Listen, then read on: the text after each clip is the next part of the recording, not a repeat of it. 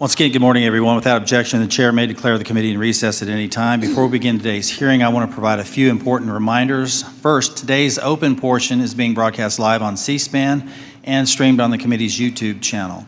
This open portion of the hearing will be conducted entirely on an unclassified basis. All participants are reminded to refrain from discussing classified or other sensitive information protected from public disclosure.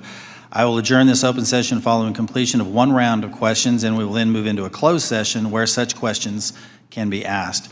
Second, I want to inform the audience that while I fully support constitutionally protected free speech and the right to assemble, this is not the time or place. Any would-be disruptors in the audience who interfere with the committee's business will not be tolerated. For this event, members will have 5 minutes with witnesses. I would ask each of my colleagues to keep both your questions and complete answers from the witnesses within those allotted 5 minutes. Any last questions that can't be answered in time will be submitted for the record. In the same manner in which the House Permanent Select Committee on Intelligence has conducted itself in recent worldwide threats hearings, I expect that we will continue to act in a bipartisan and respectful manner during today's event. I'm confident all members can treat each of our witnesses today with due respect, consistent with past practice. This worldwide threats hearing provides the American people the opportunity to hear directly from our intelligence community leadership on the threats that face our nation. It's my pleasure to welcome our witnesses to today's hearing: Director of National Intelligence, the Honorable Tulsi Gabbard; Director of Central Intelligence Agency, the Honorable John Ratcliffe; Director of the Federal Bureau of Investigation, the Honorable Kash Patel; Director of National Security Agency, General Tim Haugh; Director of Defense Intelligence Agency, Lieutenant General Jeffrey Kruse. Thank you all for being here. First, I want to address an issue that was made public earlier this week regarding a group text message exchange that included several members of President Trump's national security leadership team and a journalist. Yesterday, our colleagues on the Senate Select Committee on Intelligence held their hearing on the annual threat assessment, and unfortunately, instead of exploring the real and existential threats that face our nation, which is the purpose of this hearing, this issue consumed most of their time. While I will address this topic further in my questions, it's my sincere hope that we use this hearing to discuss the many foreign threats facing our nation. I have deep concerns about the state of our national security. The war between Russia and Ukraine has just surpassed 3 years and now includes North Korean troops on the battlefield. Iran remains the world's largest state sponsor of terrorism, supporting terrorist organizations throughout the Middle East like Hezbollah and Hamas, fueling the latter's war with Israel and Gaza. The threat of the Chinese Communist Party, or CCP, has metastasized worldwide, expanding a robust military and espionage capability well beyond the Pacific, including here within the Western Hemisphere. The CCP's aggressiveness in operations below the level of armed conflict continues to grow. For example, they have sponsored cyber attacks against United States critical infrastructure and even recruited a New York State governor's office employee into being an undisclosed agent of the CCP. And after 4 years of a catastrophic open border policy and limited and in many cases no vetting, we have seen an explosion of illegal migrants crossing our border since 2021. In fiscal year 2024, 516 were identified to be known or suspected terrorists, 106 of whom tried to sneak into our country between ports of entry. And these are just the ones we caught of the nearly 3 million encounters recorded by Customs and Border Protection. We've also seen an ISIS-affiliated human smuggling network bringing more than 400 migrants into the United States. And this occurs through networks associated with cartels and gangs from Sinaloa to CJ&G, who present an unacceptable risk to the security of the American people. In the midst of such threats, many have understandably lost trust in the intelligence community. One reason I'm particularly concerned about is the pattern of lapses I've seen in analytic integrity and objectivity in some of the assessments provided by the IC in the last few years. From President Trump-Russia collusion fiasco to the origins of the COVID-19 pandemic to anomalous health incidents, there have been numerous instances of the IC suppressing certain reporting, using substandard reporting to support a pre-decided thesis, and failure or refusal to consider plausible alternative analyses. That, combined with many other examples of weaponized government, results in a situation where the United States is facing very real threats, while many of our citizens lack trust in those they empower to inform on or counter these threats. Look, I've been honored to serve our country for many years now, first as an explosive ordnance disposal technician in the Army, now as a representative for the 1st District of Arkansas and chairman of this committee.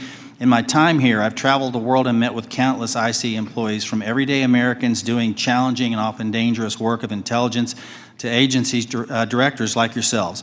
The vast majority of those people are honest, hardworking, patriotic Americans that silently and without accolades do difficult jobs, often in austere places, sacrificing time with their families and in some cases putting themselves in danger, all in order to serve the United States.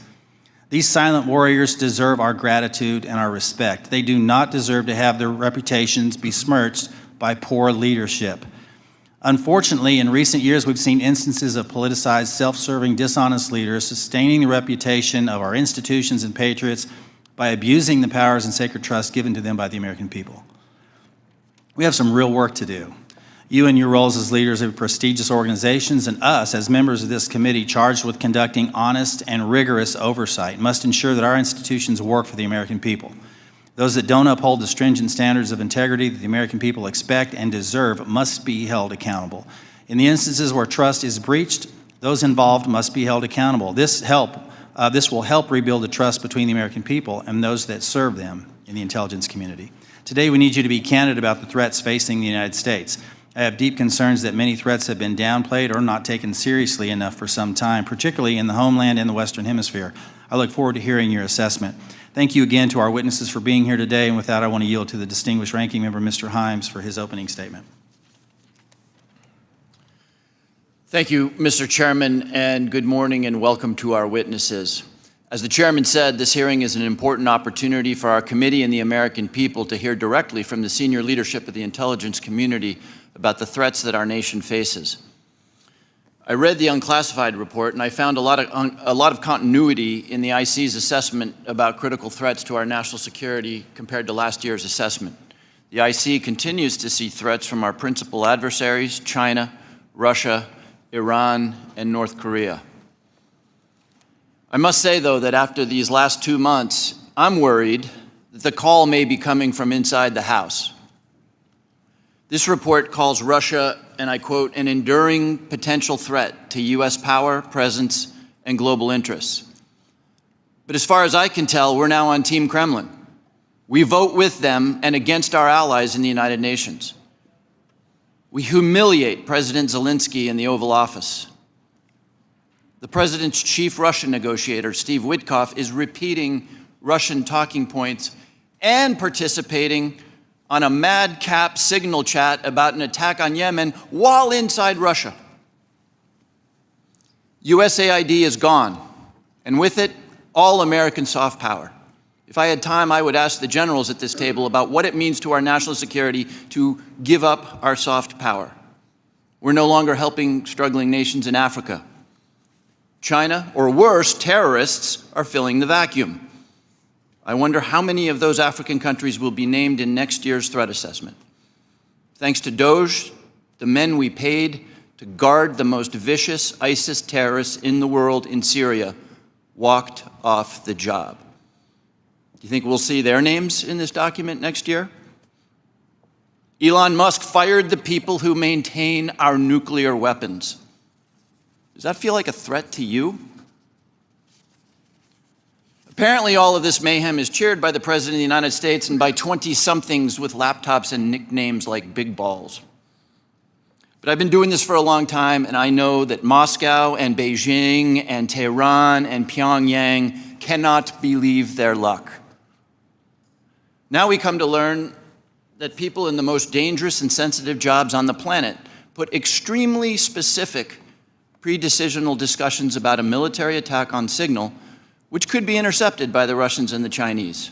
Everyone here knows that the Russians or the Chinese could have gotten all of that information, and they could have passed it on to the Houthis, who easily could have repositioned weapons and altered their plans to knock down planes or sink ships. I think that it's by the awesome grace of God that we are not mourning dead pilots right now. The two general officers sitting at the table and the people who work for all of you know that if they had set up and participated in the signal chat, they would be gone. And they know that there's only one response to a mistake of this magnitude. You apologize, you own it, and you stop everything until you can figure out what went wrong and how it might not ever happen again. But that's not what happened. The Secretary of Defense responded with a brutal attack on the reporter who did not ask to be on the signal chain. Yesterday, our former colleague Mike Waltz did the same in the White House and then went on Fox to call Jeff Goldberg a loser. What do you think the people who work for you are seeing and learning from that? Now, except for that last part, almost all of the mayhem slowly eroding our safety, our standing, and our security in the world has largely happened outside the IC. If you had a part in that, and I suspect you did, I thank you. I'll say it now and I'll say it again every time we see each other over the next couple of years. You must protect the thousands of patriots who go to work every day under you to keep us safe. You need to go to work every day thinking about their morale, their well-being, and their protection. I've done intelligence oversight for more than a decade. It's my job to ask you the tough questions and maybe even make you uncomfortable. But John, I don't ever walk through your lobby and look at those 140 stars on the wall without choking up over the fact that men and women far better than I will give their lives to keep us safe. There's about a dozen people in this room who know all their stories, and you know and I know that many of the men and women who have stars on that wall died because of bad decisions or poor judgment by their leaders. We've all worked together before, and recent events notwithstanding, we need you to succeed. Your people and our safety requires you to succeed. I really hope you do.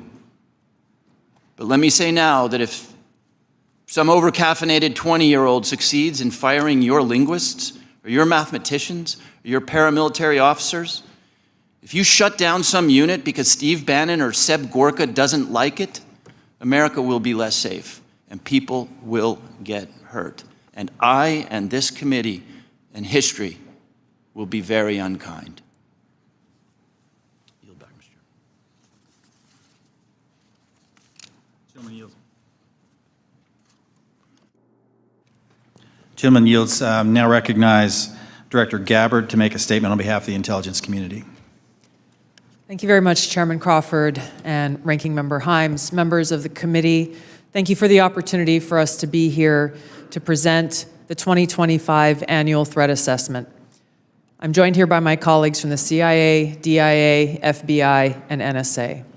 Our testimony today offers the collective assessment of the 18 U.S. intelligence elements making up the U.S. intelligence community and draws on the intelligence collection and information available to the IC from open source and private sector and the expertise of our analysts. It evaluates what the IC assesses most threatens our people and our nation's ability to live in a peaceful, free, secure, and prosperous society.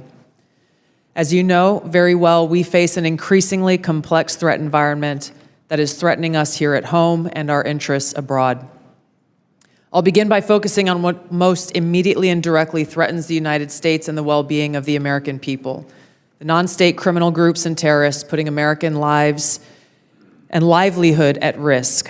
I'll then move on to focus on the key nation states who have the capability to threaten our security and the interests of the United States.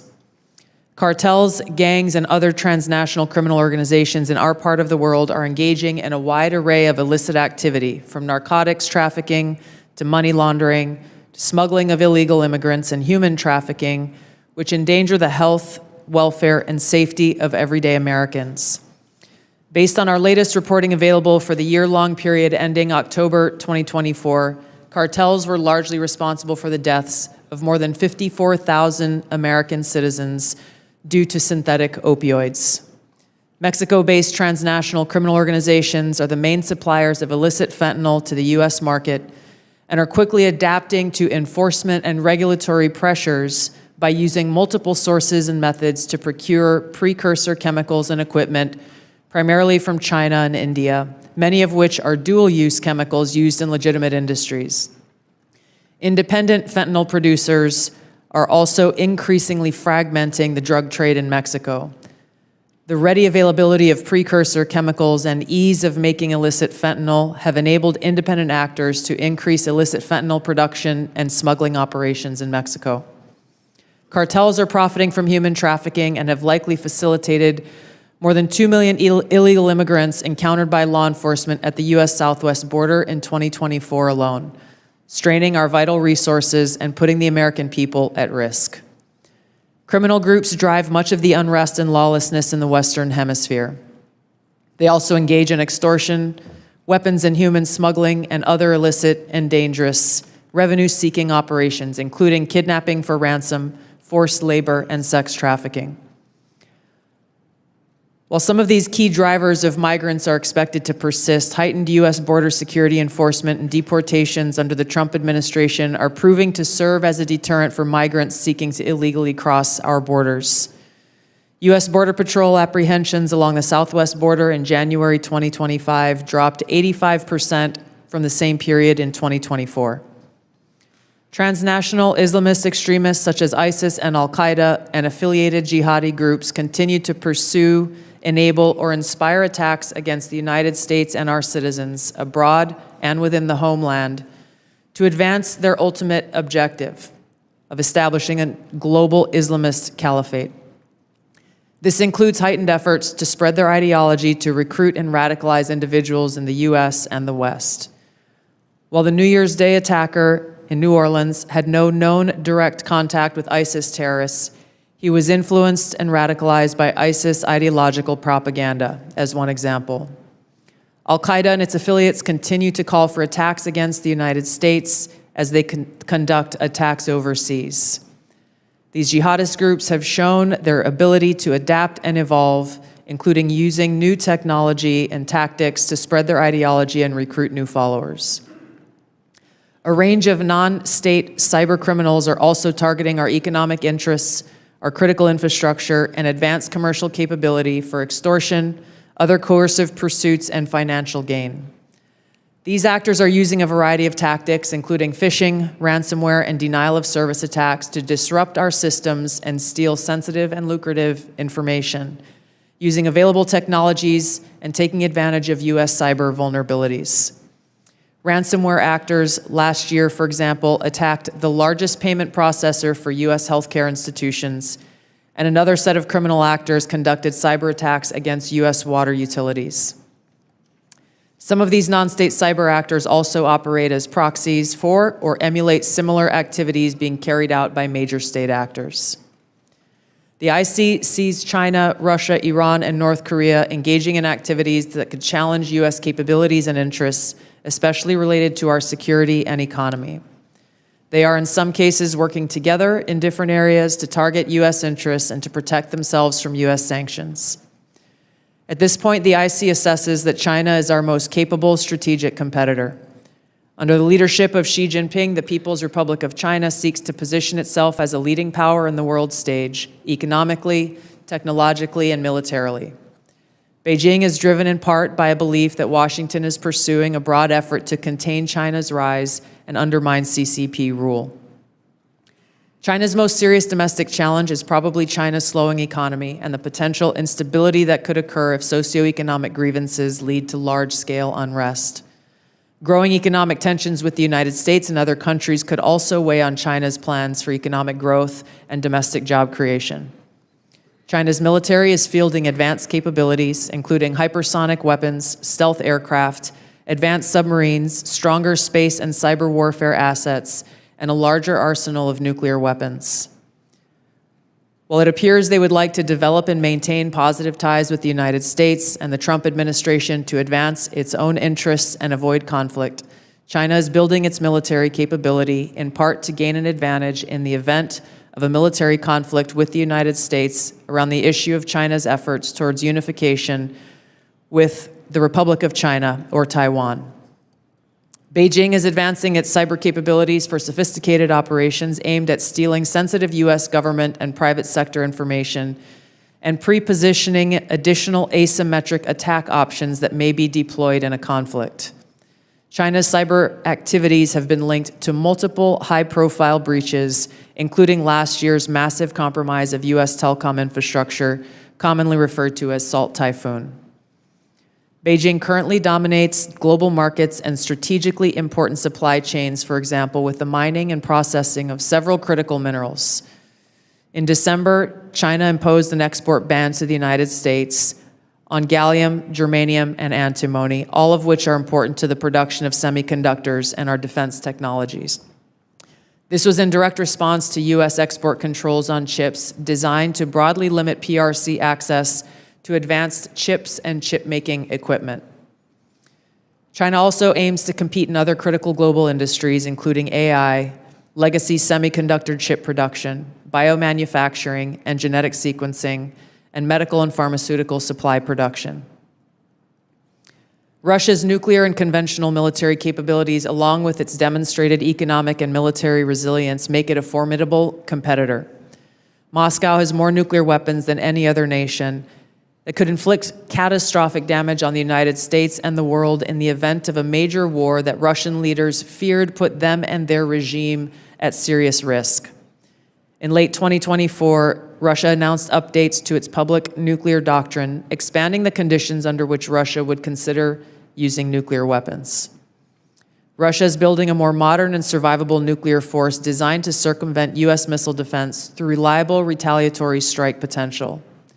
It intends to deter the U.S. by holding the U.S. homeland at risk and by having the capabilities to threaten nuclear war in a conflict. Russia's developed advanced cyber capabilities and has attempted to pre-position access to U.S. critical infrastructure for asymmetric options and make it a persistent cyber threat. Russia's cyber activities have been linked to multiple high-profile breaches, including the 2023 hack of Microsoft. Russia is also fielding new capabilities in anti-satellite weapons meant to degrade U.S. and allied space infrastructure. Among Russia's most concerning developments is a new satellite intended to carry a nuclear weapon as an anti-satellite weapon, violating long-standing international law against such activity and putting the U.S. and global economy at risk. Iran continues to seek to expand its influence in the Middle East, despite the degradation to its proxies and defenses during the Gaza conflict. Iran has developed and maintains ballistic missiles, cruise missiles, and UAVs, including systems capable of striking U.S. targets and allies in the region. They've shown a willingness to use these weapons, including during a 2020 attack on U.S. forces in Iraq and in attacks against Israel in April and October 2024. Iran's cyber operations and capabilities also present a serious threat to U.S. networks and data. The IC continues to assess that Iran is not building a nuclear weapon, and Supreme Leader Khamenei has not authorized the nuclear weapons program that he suspended in 2003. We continue to monitor closely if Tehran decides to reauthorize its nuclear weapons program. In the past year, we've seen an erosion of a decades-long taboo in Iran on discussing nuclear weapons in public, likely emboldening nuclear weapons advocates within Iran's decision-making apparatus. Iran's enriched uranium stockpile is at its highest levels and is unprecedented for a state without nuclear weapons. Iran will likely continue efforts to counter Israel and press for a U.S. military withdrawal from the region by aiding, arming, and helping to reconstitute its loose consortium of like-minded terrorist actors, which it refers to as its axis of resistance. Although weakened, this collection of actors still presents a wide range of threats, including to Israel's population and U.S. forces deployed in Iraq and Syria, as well as U.S. and international military and commercial shipping and transit. North Korean leader Kim Jong-un is pursuing stronger strategic and conventional capabilities that can target U.S. forces and allies in the region, as well as the U.S. homeland, to bolster North Korea's leverage and stature, defend its regime, and achieve at least tacit recognition as a nuclear weapons power. Kim's recently cemented strategic partnership with Russia supports these goals by providing him with greater financial, military, and diplomatic support, reducing its reliance on China, and providing North Korean forces and weapons systems with warfighting experience. Kim views his strategic weapons advances, its deepening ties with Russia, and its economic durability as strengthening his negotiating position against Washington's demands for denuclearization and lessening Kim's need for sanctions relief. Since 2022, China, Russia, Iran, and North Korea have grown closer. Removing the accelerant of the war in Ukraine is unlikely to revert these bilateral relationships to a pre-war 2021 baseline, leaving room for new strategic priorities in world events to create new incentives or challenges to their expanded cooperation. Russia has been a catalyst for much of this expansion, driven heavily by the support it has needed for its war against Ukraine, including protection from U.S. and Western sanctions. In addition to exchange of military and other resource capabilities with North Korea, Russia has relied more heavily on China's financial and defense industry backing and has increased combined military exercises with China. With Iran, Russia has also expanded financial ties to mitigate sanctions. Iran has become a critical military supplier to Russia, especially of UAVs, in exchange for Russian technical support for Iranian weapons, intelligence, and advanced cyber capabilities. The threats that we see to the U.S. to U.S. national security are both complex and multifaceted. In closing, I want to address briefly the Signal Chat issue that I know many of you are concerned about. The President and National Security Advisor Waltz held a press conference yesterday with a clear message. It was a mistake that a reporter was inadvertently added to a Signal Chat with high-level national security principals having a policy discussion about imminent strikes against the Houthis and the effects of the strike. The National Security Advisor has taken full responsibility for this, and the National Security Council is conducting an in-depth review along with technical experts working to determine how this reporter was inadvertently added to this chat. The conversation was candid and sensitive, but as the President and National Security Advisor stated, no classified information was shared. There were no sources, methods, locations, or war plans that were shared. This was a standard update to the National Security Cabinet that was provided alongside updates that were given to foreign partners in the region. The Signal Message app comes pre-installed on government devices.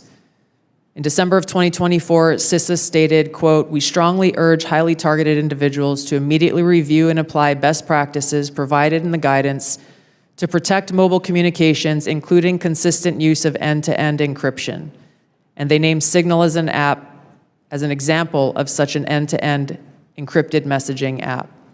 Ideally, these conversations occur in person. However, at times, fast-moving coordination of an unclassified nature is necessary where in-person conversation is not an option. I'm also aware that a lawsuit was filed yesterday on this issue. As a result of that pending litigation, I'm limited in my ability to comment further on that specific case. My Office of General Counsel will be in close contact with the Department of Justice on this matter. The most important thing to the American people and to all of us is the success of this military operation against terrorists who have been and continue to attack American service members was extremely successful, thanks to the leadership of President Trump and the actions of our brave men and women in uniform. As the heads of the American people's intelligence community, we will continue to provide the President, you in Congress, and our warfighters with timely, unbiased, relevant intelligence to keep our country secure, free, prosperous, and at peace. Thank you, Mr. Chairman. Thank you, Director Gabbard. We now turn to member questions. I'll recognize myself for 5 minutes. I want to talk about, before I get into the threats, I want to talk about something we've talked about in this committee and in this setting before. We've had IC agency leaders commit to complying with our document requests but not follow through. And I don't know if this is due to direction from previous administration or middle management obstruction, but I find it completely unacceptable. In fact, I had to subpoena the NSA in order to cooperate with our AHI investigation last year. As you all know, it's the charge of this committee to conduct rigorous oversight, and part of that oversight is occasionally requires us that we request documents from your organizations to enable our investigations. We cannot adequately do our jobs without your partnership and your cooperation. General Haugh and General Kruse, we had this conversation here before last year, and I'm not satisfied with your responsiveness. Therefore, I'm going to ask that question again on the record in this open setting to each of you. Do I have your unequivocal commitment to cooperating with document or other information requests from this committee, General Haugh? You do, Chairman. Thank you, General. Director Patel. You do, Mr. Chairman. Director Gabbard, Yes, Chairman. Director Ratcliffe. Yes, you do, Chairman and Ranking Member. And I want to start by saying it's good to be back. It's good to see you. And as you all know, I have a special appreciation for the work that this committee does, having previously been a member. I also understand the importance of the oversight role that it has. And so you have my full commitment and my understanding about what your responsibilities are and my obligation to keep you fully and currently informed, and I will do that. Appreciate that. General Kruse. Chairman, of course, you have our continuing support on this critically important effort for the nation. Thank you. I appreciate that. I want to turn now to something that's a topic of conversation and really needs to be, and that's our own neighborhood here in our Western Hemisphere. I mentioned in my opening statement, I'm deeply concerned about encroachment in the Western Hemisphere, not just by China, but other adversaries like Russia and Iran, from Russian military cooperation with and support to Venezuela and Nicaragua, CCP-linked companies' acquisition of critical assets in Central and South America, Iran's defense agreement with Bolivia, the establishment of a technical military cooperation commission including Venezuela, Cuba, China, Russia, and Iran. And I could list several more alarming examples. I'm afraid we focus so much of our attention across the world that we've lost sight of our own neighborhood, leading to the anti-American regimes gaining permanent footholds within striking distance of the homeland. So, Director Gabbard, to the extent that you can discuss it in this setting, what is the intelligence community's assessment of adversary encroachment in the Western Hemisphere? Thank you, Mr. Chairman. We'll be able to go into greater detail in the closed session, but the intelligence community assessment reflects what you have just detailed and outlined.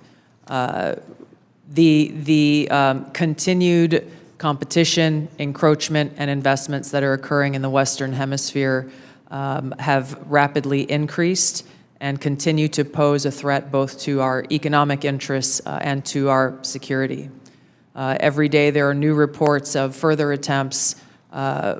One just recently that came up yesterday with investments that are being made in the southeast part of the United States. Again, I'll go into this further in a closed setting, but the intelligence assessments that we are receiving are being shared with senior cabinet officials, Department of Energy, Commerce, Treasury, those who are working alongside us to not only monitor, but to determine the best policies that will protect our interests.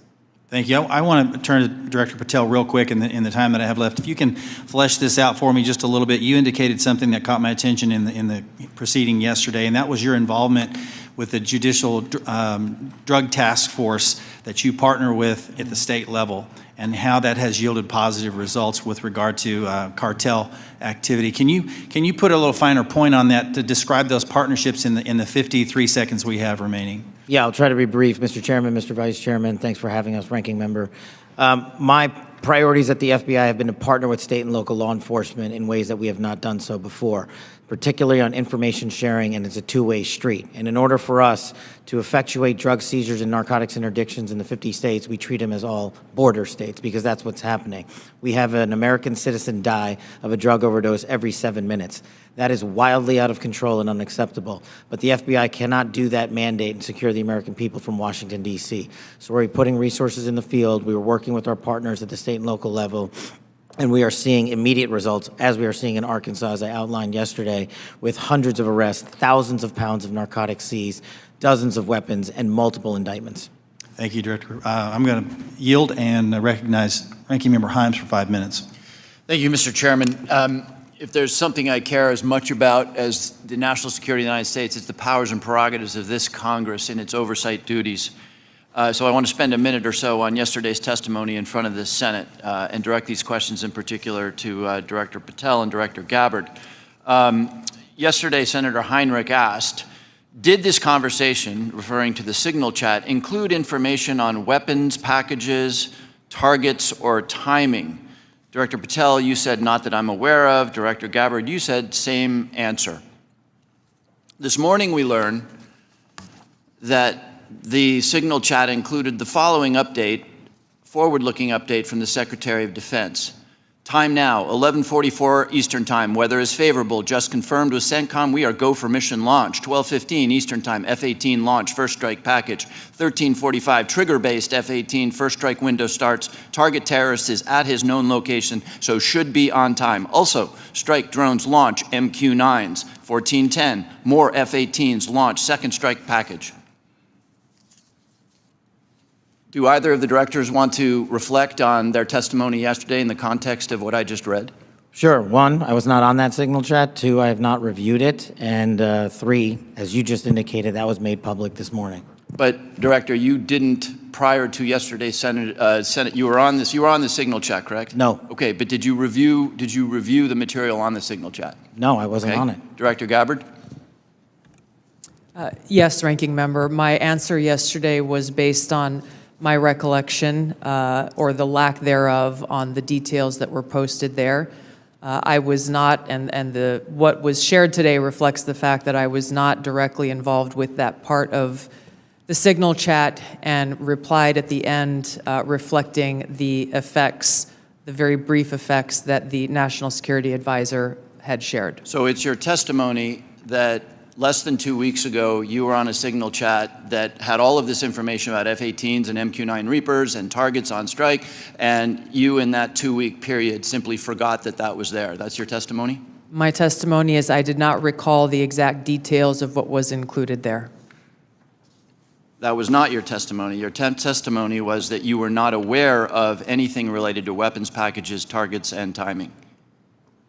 As the testimony yesterday continued on, there were further questions related to that, where I acknowledged that there was conversation about weapons, and I don't remember the exact wording that I used, but I did not recall the specific details that were included. Director Gabbard, you've reasserted that there was no classified information. I think we can all agree that that information shouldn't have been out there. But let me ask you this. Are you familiar with the ODNI's classification guidance? I'm familiar with it. I've actually got a copy right here.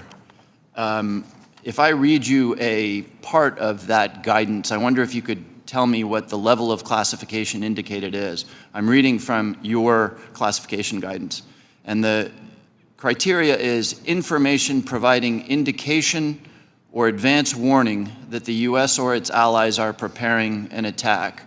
Do you recall what your own guidance would suggest that be classified?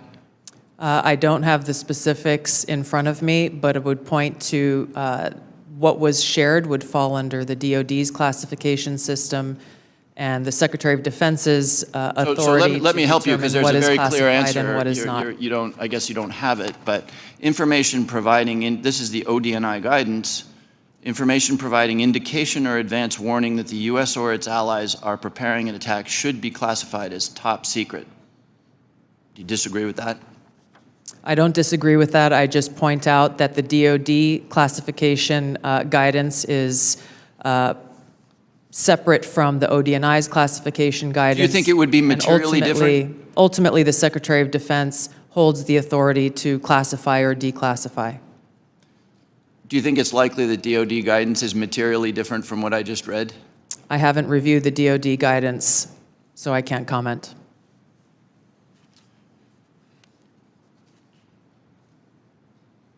Director Gabbard, a lot of this suggests sort of a lack of sobriety. When there's punch emojis and fire emojis, it's a lack of sobriety. I don't mean that literally. But I have one last question for you, because I think people really listen to what you have to say.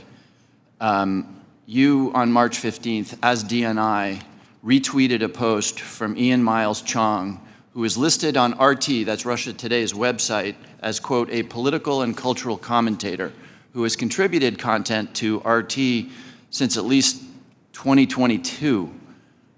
Director Gabbard, do you think that it's responsible for you as head of the intelligence community and the principal presidential intelligence advisor to retweet posts from individuals affiliated with Russian state media?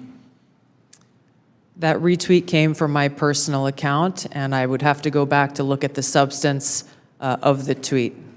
can I, just so that we don't have a lack of confusion amongst our allies and enemies and us, can I act perhaps that you not think that you should be saying one thing on your personal account than you say officially? I maintain my First Amendment rights to be able to express my own personal views on different issues. Thank you. I yield back, Mr. Chairman. Gentleman yields now recognize the distinguished Vice Chairman, General Kelly.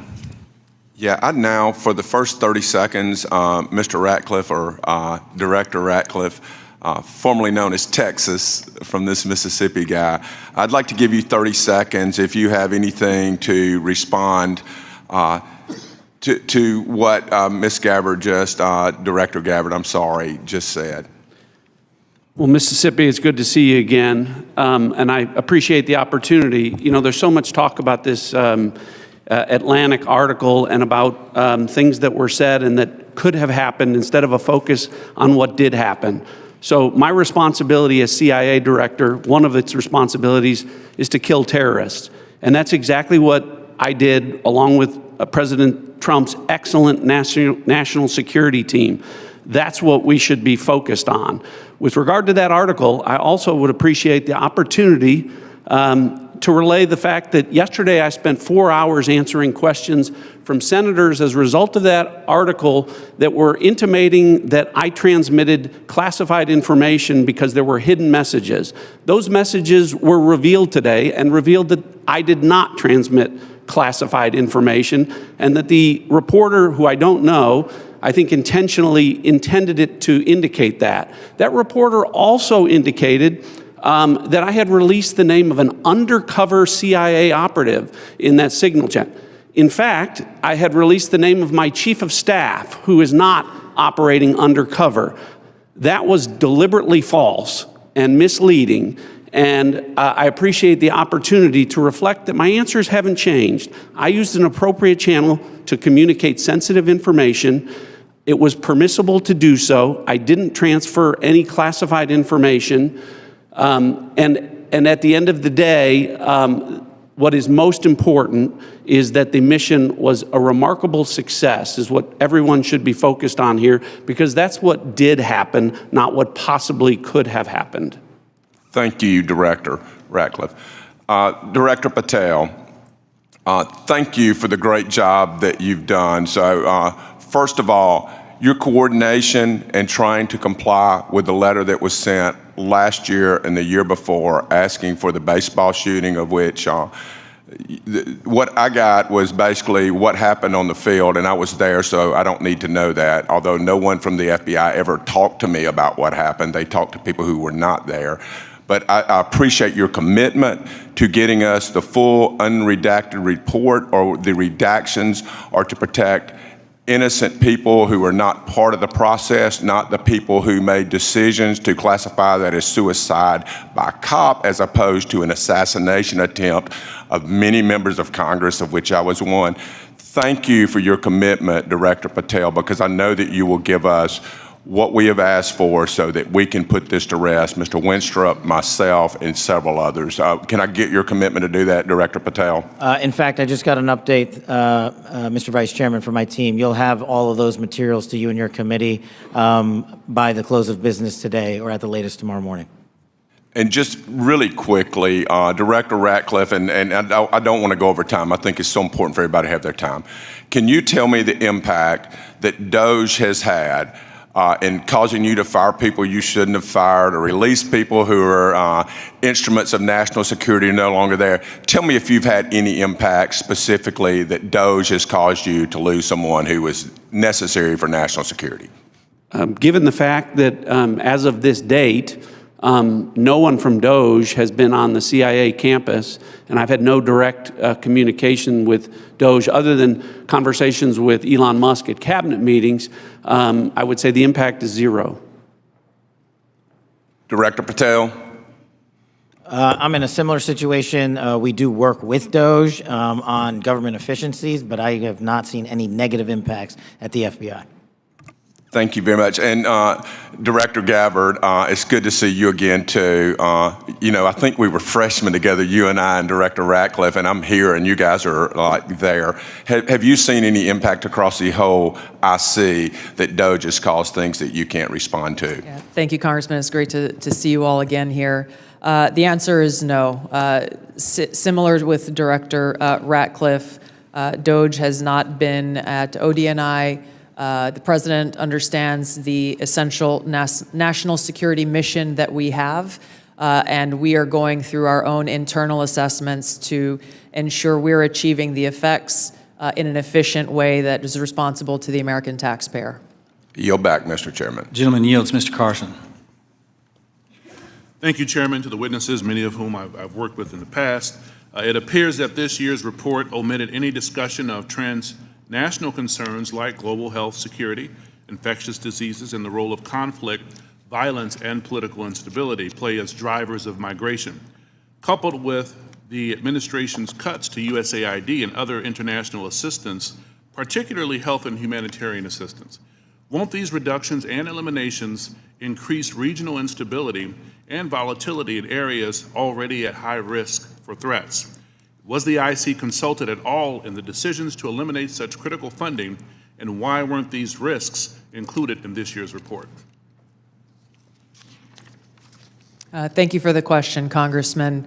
The direction that I gave to our National Intelligence Council as they were putting together the annual threat assessment was to focus on the most direct and extreme threats that we face from non-state and state actors.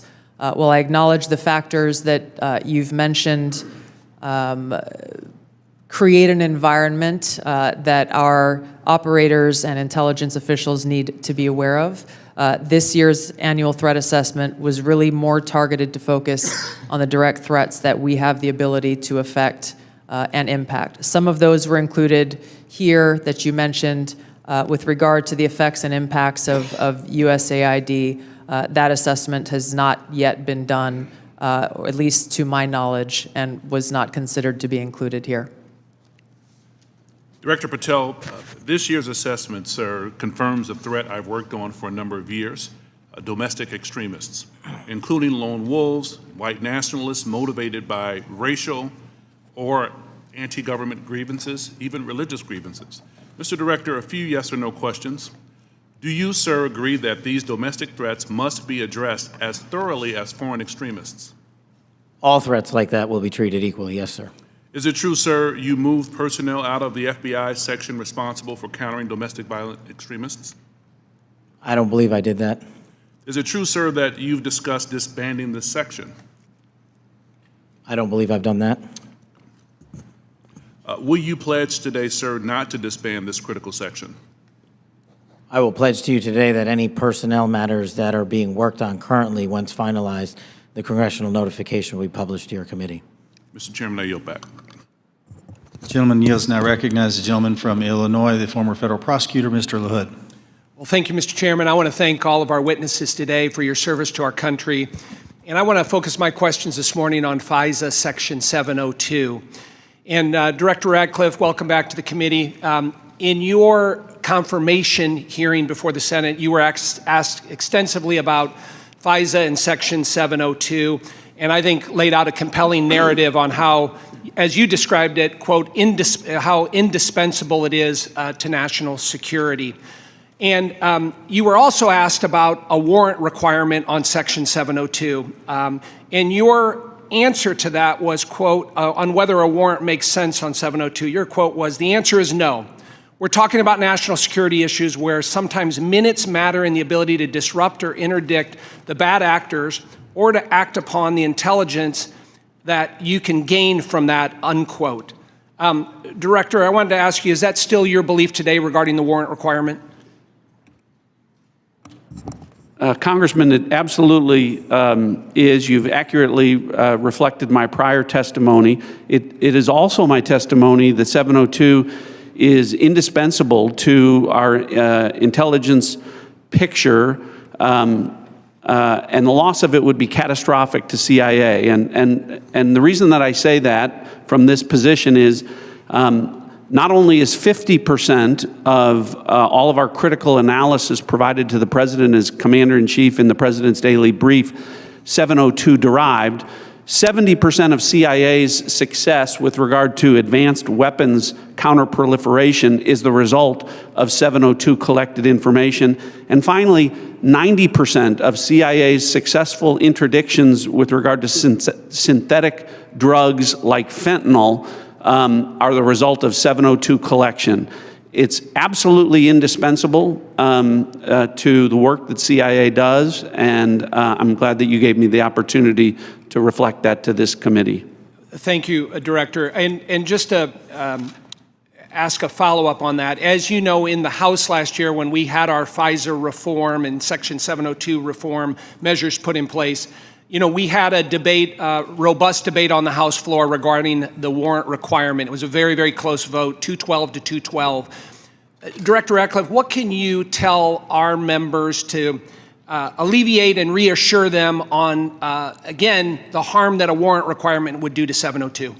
Well, Congressman, it would impose a de facto ban on lawfully querying previously collected data to find threats against U.S. persons and government officials. So that would be, again, catastrophic to our efforts to keep our community safe. And I would also point out, because I know that these are legitimate concerns with regard when we talk about FISA and 702 specifically, everyone on this committee recalls that when I was a member, I also called out FISA abuses when they occurred. And I don't want there to be any violation of Americans' civil liberties and Fourth Amendment rights. But I would point to the CIA's, frankly, impeccable record of compliance, and we can talk about that more in a closed session. Thank you, Director. Director Patel, I want to turn to you. Similar in your Senate confirmation, you were asked extensively about 702. And as you know, in our bill that we passed last year, we put lots of reforms and changes and protocols in place for the FBI. And I know that you're supportive of many of those. Specifically on the impracticalities of a warrant requirement on 702, you were quoted as saying, when you were asked about it, it is almost impossible to make that function of the warrant requirement work and to serve the national no-fail mission. Is that still your testimony here today? It's great to see you, Congressman, and yes, that's my testimony. Thank you.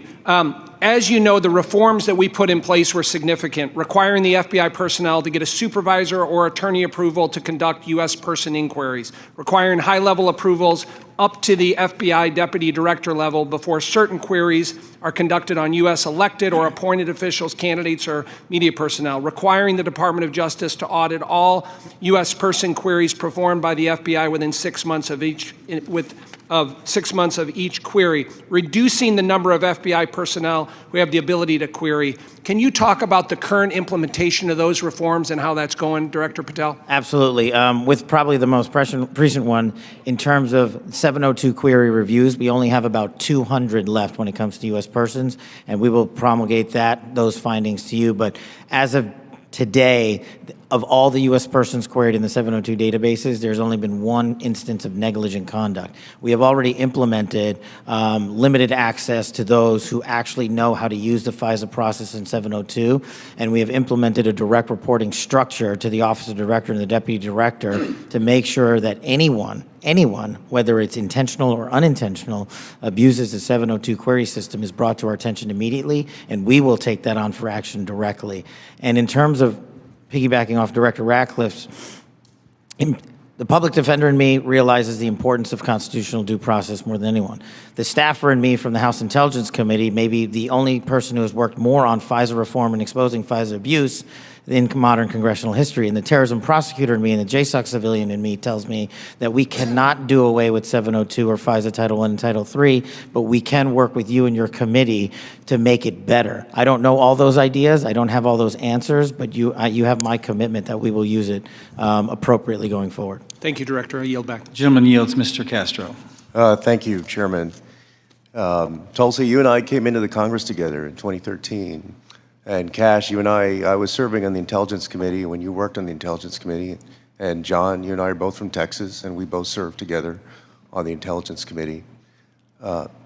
The idea that this information, if it was presented to our committee, would not be classified, y'all know is a lie. That's ridiculous. I've seen things much less sensitive be presented to us with high classification. And to say that it isn't is a lie to the country. I want to ask the generals now. The NSA is principally in charge of intercepting things like signals intelligence from other countries. General, I want to ask you, if your organization, your agency, intercepted something like this from Russia or China or some other country, would you consider this classified information? Representative, we would be classifying based off of our sources and methods. So those would be the things that, in terms of how we process, how we would be able to obtain the information and how we'd report it, Sure. we would classify based off of our source and method. So if you knew that the Secretary of Defense and the National Security Advisor of Russia or China and the head of the Foreign Ministry and all of the folks who were associated with that signal chain, if you intercepted that information, General, would you consider it classified? So it would be classified based off of our collection. So the NSA would classify it, would Based off determine it as of classified. the protection of our own source and method, not necessarily based off the content, but how we collected that information. But it would be classified. Well, we certainly wouldn't be collecting on a U.S. person conversation. No, I understand. I'm We're saying collecting if you did your job and collected it from the Russian Foreign Ministry and the National Security Advisor and the Secretary of Defense and the President's Chief Advisor, there is no way, having sat on this committee for 9 years, that somebody would come in with that information and give us something that says, unclassified, you can walk out of this room with this information and give it to whomever you want. You know, with all respect, you and I worked on the committee at the same time. Tulsi, you and I came in together. I've never had an issue of beef with you. John, you and I are both from Texas. Y'all know that's a lie. It's a lie to the country. I want to ask about the Alien Enemies Act really quick while I have time. The President has used the Alien Enemies Act, a wartime authority last used to detain German and Japanese nationals during World War II, to summarily deport people accused of being members of the Venezuelan gang Tren de Agua. To invoke this law, the President must demonstrate that the United States is under invasion by a foreign nation or government. They have alleged that we are under invasion by the Venezuelan government.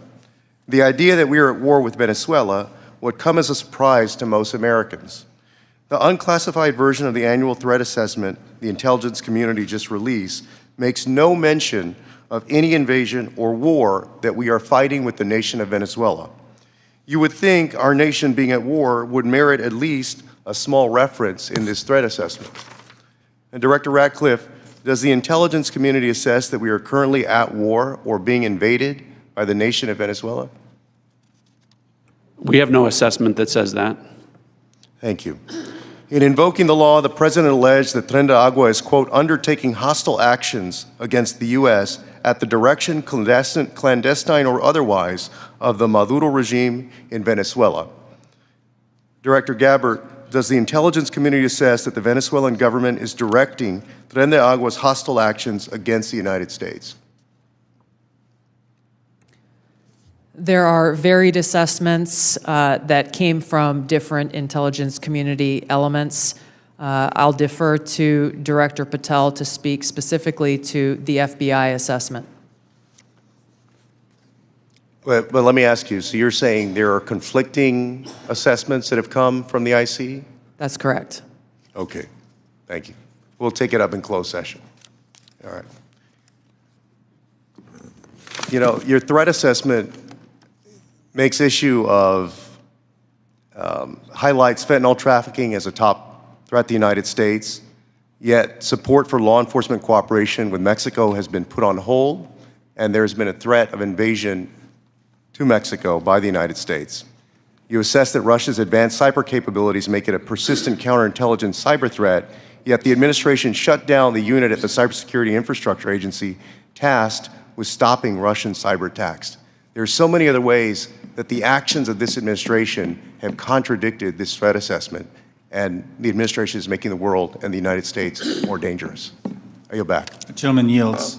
The gentleman from Pennsylvania, Mr. Fitzpatrick. Thank you, Chairman Crawford. Thank you to all of our witnesses for being here. I look forward to working with each and every one of you to keep our country and our planet safe. I wanted to carry on the topic of Section 702 reauthorization. Representative LaHood and I did a lot of work on this over the past 2 years. As you all know, last Congress, this committee worked in a bipartisan manner to advance the reauthorization of what most of us, if not all, deem to be our country's single and most important national security tool. The result was what was titled the Reforming Intelligence and Securing America Act, which not only reauthorized Section 702, but equally important, it provided necessary reforms to our intelligence community in an effort to address past abuses. This was the largest single reform of the FBI and the IC in a generation, making sure that there are appropriate compliance guardrails that enhance accountability while still protecting the critical tools necessary for our nation's security. Just to name a few, in 2009, Section 702 protected our nation from an attack by an al-Qaeda member who intended to detonate explosives in the Manhattan subway lines. In 2014, Section 702 helped prevent attacks by assisting in the removal of ISIS leader Haugh Amman. In 2022, Section 702 contributed to the U.S. government's operation against the last remaining 9/11 architect, Ayman al-Zawahiri. And as we saw in the horrendous attacks of October 7th, an attack on the people of Israel, where Hamas killed over 1,200 innocent civilians, intelligence collection is essential to the safety and security of our population. We must never, ever see another attack the likes of 9/11. Especially as a result of a self-inflicted intelligence failure. Not reauthorizing the use of this authority in this coming year would intentionally and willingly put the United States at a disadvantage against actors who seek our destruction. Representative LaHood touched on the warrant requirement. As you all know, that is really the linchpin here. And I think it's abundantly clear for members of this committee, members of this Congress, and for members of our Intelligence Committee to understand that a warrant requirement is on the collection of data. A warrant requirement cannot apply to the querying of already lawfully collected data. To follow that theory to its logical extreme would be to say that a police department who has an evidence locker containing lawfully collected data has to get a warrant to re-enter that evidence locker. It'd be akin to say to a police officer they cannot run a license plate, which is querying off of lawfully collected Department of Transportation data without getting a warrant. It would shut down the courts, it would shut down law enforcement, it would make our country much less safe.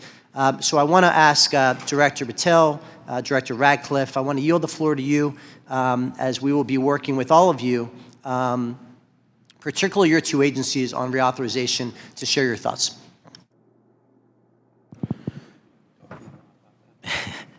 So it's great to see you, sir, and thanks for the question. Look, on 702, just to flesh out some of the more specific operational use that I have it with specifically relates to what you just said. When I was a terrorism prosecutor, we used 702 directly to prevent a shopping mall in Houston from being blown up. We used 702 collection directly to prevent an attack on the state capitol in the state of California. And those individuals were prosecuted and are currently in prison. And balancing that awesome responsibility with the constitutional protections that every American should have when we're talking about U.S. persons specifically is something that I keep in mind on every single decision surrounding 702. But as Director Ratcliffe stated, and has been my experience, while I understand and appreciate the concerns for the warrant requirement based on U.S. persons, if there is a solution that allows that to happen in real time, then we can have that discussion. But I have not encountered one, and thus it obviates the need in my perspective, in my mission set to protect the American people and hunt down criminals in its application. So where it is now with the reforms y'all have implemented, we've done a great job on protecting American civil liberties, and I'm always open to, and I do believe we can do some more. Director Ratcliffe. Good to see you again, Congressman. I agree with Director Patel's comments with regard to that. I'll start out by saying, obviously in this role, I'm not a policymaker, but at the appropriate time, when this comes up for renewal, I think I made it clear and will make it clear from the CIA's perspective, the indispensability of 702 as a tool to providing the commander-in-chief an accurate picture of the threat environment. You mentioned some examples of 702 success. When we get into the classified session later this afternoon, I have some further examples of 702 success that we can talk about, and I think that reflects my position. Thank you all. I yield back. The gentleman yields. Mr. Krishnamurthy. Good morning. Thank you, Mr. Chair, and thank you to our witnesses for coming. Thank you for your service. Director Gabbard, you said no classified information was included in the signal chat, correct? That's correct. And President Trump also said there was no classified information in the signal chat, and Secretary Hegseth said nobody was texting war plans. There was absolutely no classified info in that chat. Lieutenant General Kruse, I'd like to talk to you about a couple things real quick. Executive Order 13526, Section 1.4a. This is the Trump administration's executive order with regard to classified information. It says, information shall be classified if its unauthorized disclosure could reasonably be expected to cause damage to national security, including military plans, weapons systems, or operations. You don't disagree that that's accurately quoted, right? That's an accurate quote from the executive order. And DOD 5200.01, this is the DOD's manual on classification, says, quote, information shall be classified if its unauthorized disclosure could reasonably be expected to cause describable damage to national security. This includes military plans, weapons systems, or operations. You don't disagree that I quoted that accurately, right? That's also an accurate quote. Can I show you I'd like to show you the text that Secretary Hegseth actually published to the world. Now, Lieutenant General Kruse, as Ranking Member Himes said, it says, time now, weather is favorable, just confirmed with CENTCOM we are a go for mission launch. Then it says at 12:15 Eastern, F-18s launch first strike package. F-18s are military systems, correct? Weapon systems. They are. Okay. 1345, trigger-based F-18 first strike window starts. Target terrorist is at his known location, so should be on time. Also, strike drones launch, MQ-9s. MQ-9s is a weapon system, correct? They are. Okay.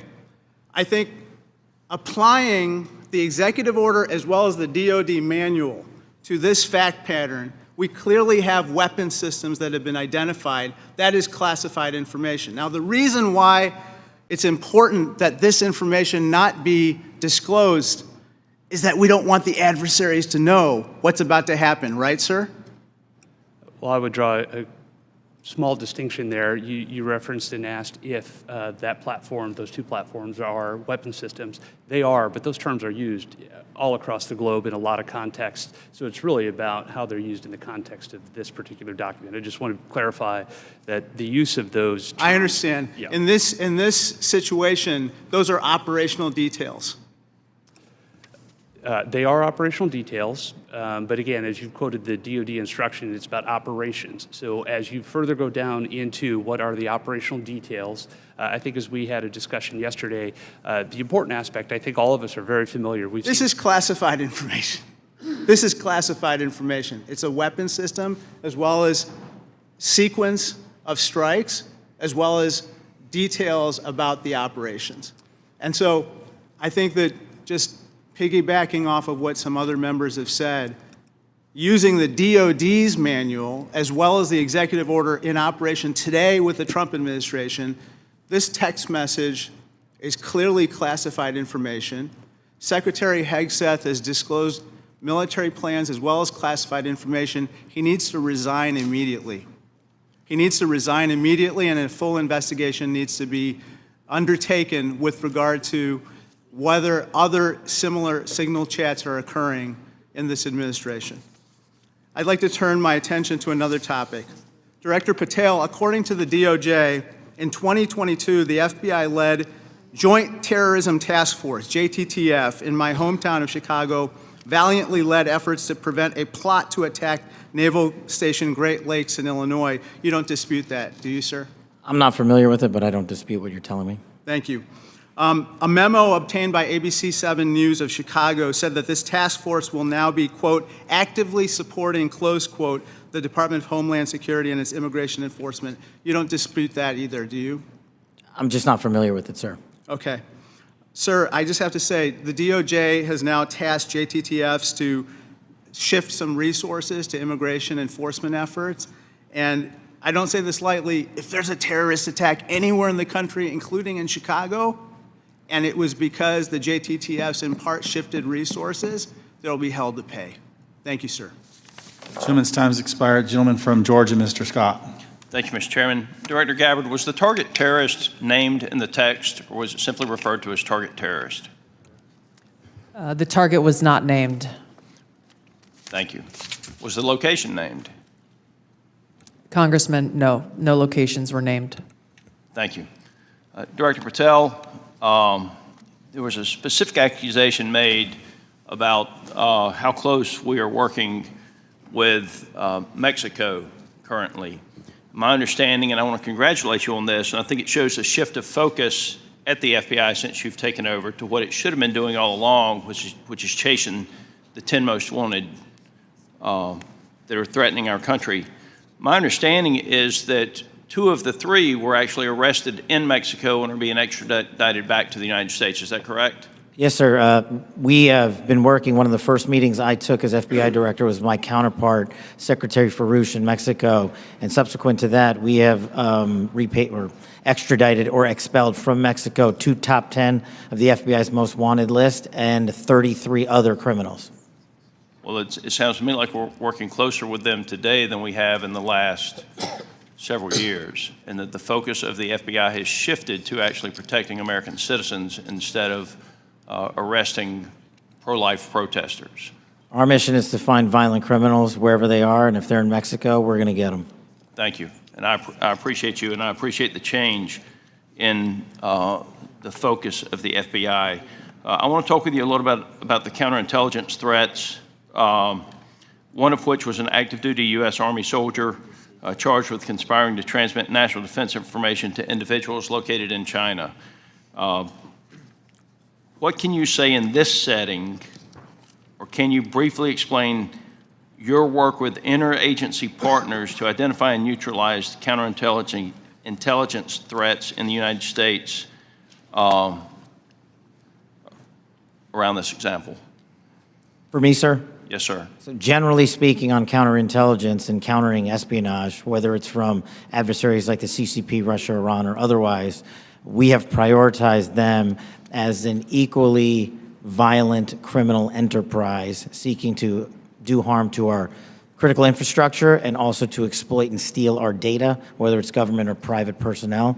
And so we have expanded our resources into them and working with the interagency to make it a priority. Okay, thank you. I want to move on to the issue of the threshold of parole under the previous administration and the number of illegal immigrants that have come into this country, including people with known membership in terrorist groups. For those individuals that pose a risk and that we have captured and are being deported, are we sharing the biometric and biographic information with our allies to mitigate their ability to relocate or operate abroad? What we are doing at the FBI is sharing the information we're allowed to with our Five Eye partners, and then on an individual basis, we are trying to share information with other partners who deemed individuals that they find of consequence. Okay. As you move further into your position, if you have additional recommendations on how we better share information, please let us know. Yes, sir. Director Ratcliffe, China's influence on the Panama Canal has increased since 2017. Panama became the first Latin American country to sign on to China's Belt and Road Initiative. Can you talk about not just China embedding itself into the various canal-related sectors and operations, but what other areas in Central and South America have China and others increased their presence, and what examples concern you the most? Thanks, Congressman. Appreciate the question. And I do want to comment. the question before about cooperation with Mexico, it's really across the IC. When Mexico's Secretary General Omar Harfouch, head of Mexican security, was here, he not only met with Director Patel, he met with Director Gabbard, and he met with me. So we have been working on that, again, to the benefit of both our countries. To your point, the PRC throughout Central and South America continues to attempt to use its soft power to gain a foothold. They use direct aid to countries that need it. They also provide funding to universities to get a foothold to create influence. And you mentioned the Panama Canal, and you've seen the diplomatic efforts of the administration to address that and push back on PRC ownership of the canal locks. But that ties into what the IC is doing. In these instances, it's important for us, Congressman, to the best way we can operate is to provide intelligence to countries in Central and South America, to provide them with briefings, which we do, to provide them with tailored analysis of our intelligence about how China is manipulating them, about how China is hacking them, the things that China is doing to gain a foothold, and Russia and Iran throughout that area. So the CIA is very much focused on that. Gentleman's time's expired. Mr. Crow. Thank you, Chairman. General Haugh, the NSA recently warned its employees not to use the Signal app. Is that correct?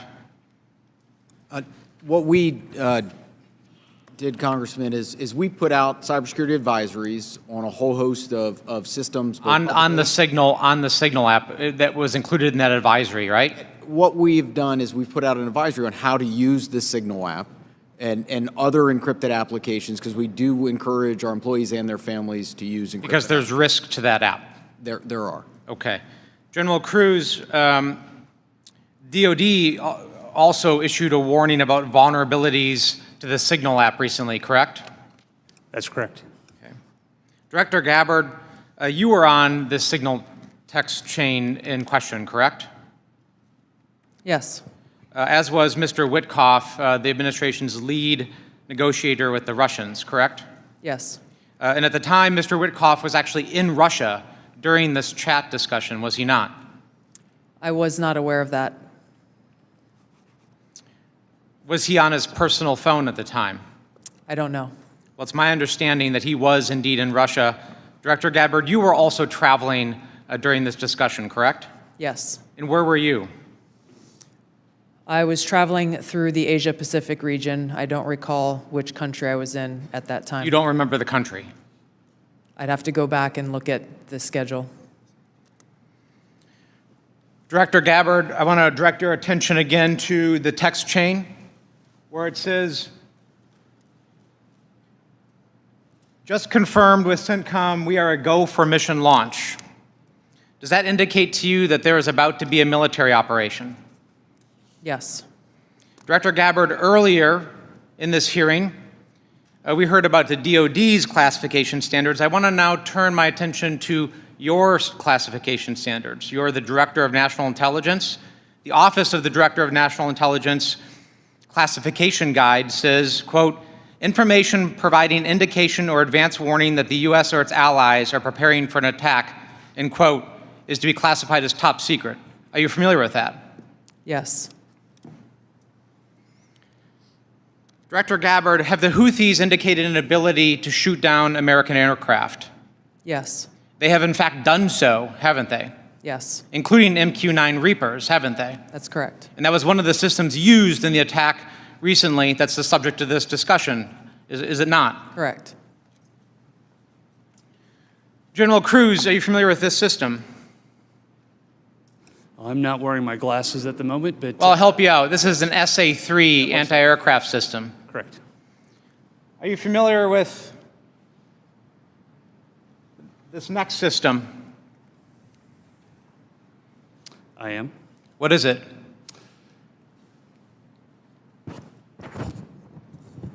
I'm going to have to ask you. It's an SA-6. I'm going to guess that this is also an advanced anti-aircraft system, is it not? It is. It was used widely in the Balkans in the 90s, correct? And the Houthis also have this system, don't they? They certainly do. And they've employed it against our aircraft, have they not? They have attempted to, correct.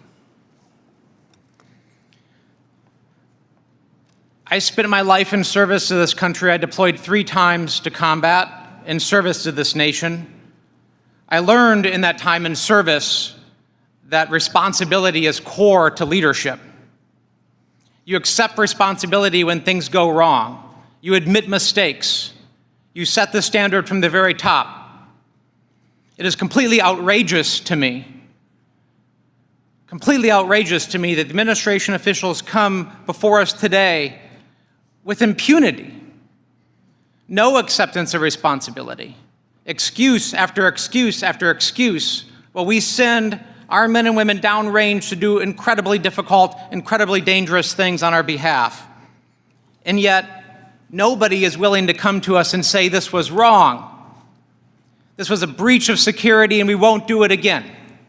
It is outrageous and it is a leadership failure, and that's why Secretary Hegseth, who undoubtedly transmitted classified, sensitive operational information via this chain, must resign immediately. There can be no fixes, there can be no corrections until there is accountability, and I'm calling on the administration to move forward with accountability. I yield back. Gentleman yields. Gentleman from Texas, Mr. Crenshaw. Thank you, Mr. Chairman. Thank you all for being here. Good to see many of you again, and thank you for enduring 2 long days. I will note I always use fire emojis when I see terrorists getting killed. And I want to talk about cartels. This is a subject that is near and dear to my heart. I've been investigating it thoroughly for the last couple of years, and I'm glad to see that it's mentioned in all of your opening statements. I mentioned it at the very beginning of the threat assessment. There's a lot to work on here. One of our task force, we had a cartel task force in Congress. One of our key findings was that there needs to be a centralized, maybe call it authority or maybe call it office, maybe call it cartel czar within the administration that actually coordinates all the very different aspects of fighting this battle. Has anything like that been talked about? I'll go to you, Director Gabbard. Thank you, Congressman. It's good to see you again. This is very much central to the conversations and planning and execution of the President's focus on targeting the cartels and the threats that they pose to the American people. Homeland Security task forces are being set up that include across the government integration. I can speak from my standpoint from the intelligence community, and our National Counterterrorism Center is leaning heavily forward into gathering and consolidating and integrating the intelligence that comes from DEA and others who've been working this issue for a while to make it so that it can be shared and integrated through the federal, state, and local law enforcement equities who are going after this problem. Yeah, we'll talk a lot more about that exact thing in closed session, but at a higher level, our recommendation is there needs to be someone at a much higher level that coordinates state, DOD, CIA, FBI, Homeland. It's a massive problem, one I'm all too familiar with. Director Patel, the FBI is tasked with working foreign corruption charges. In the past administration, the FBI told me they actually don't focus on Mexico very much. Because, and now in their defense, they say the reason is because they won't get anything out of it, because they don't have a cooperative government to work with. I think a lot has changed. Do I have your commitment that we will at least start following up on those, because the judiciary system in Mexico is a key component in our failures to address the cartels? You do, Congressman. Apologies for not getting back to you sooner. You're good. I appreciate it. I also want to ask you that the FBI has disrupted an alarming number of terrorist attacks in the last year, last 2 years. Great on the FBI for doing that. I don't think many Americans realize how good the FBI has been at this. But this also gets to the conversation earlier about FISA 702. One of the main arguments I wanted to argue with my colleagues on this was when you have a warrant process for the query, What you will fail to do is connect the dots between the domestic and the international threat, and those connections are there, as we see all the time. Would you agree with that? That we need to maintain that process in a responsible way, of course. I do, sir. I appreciate that.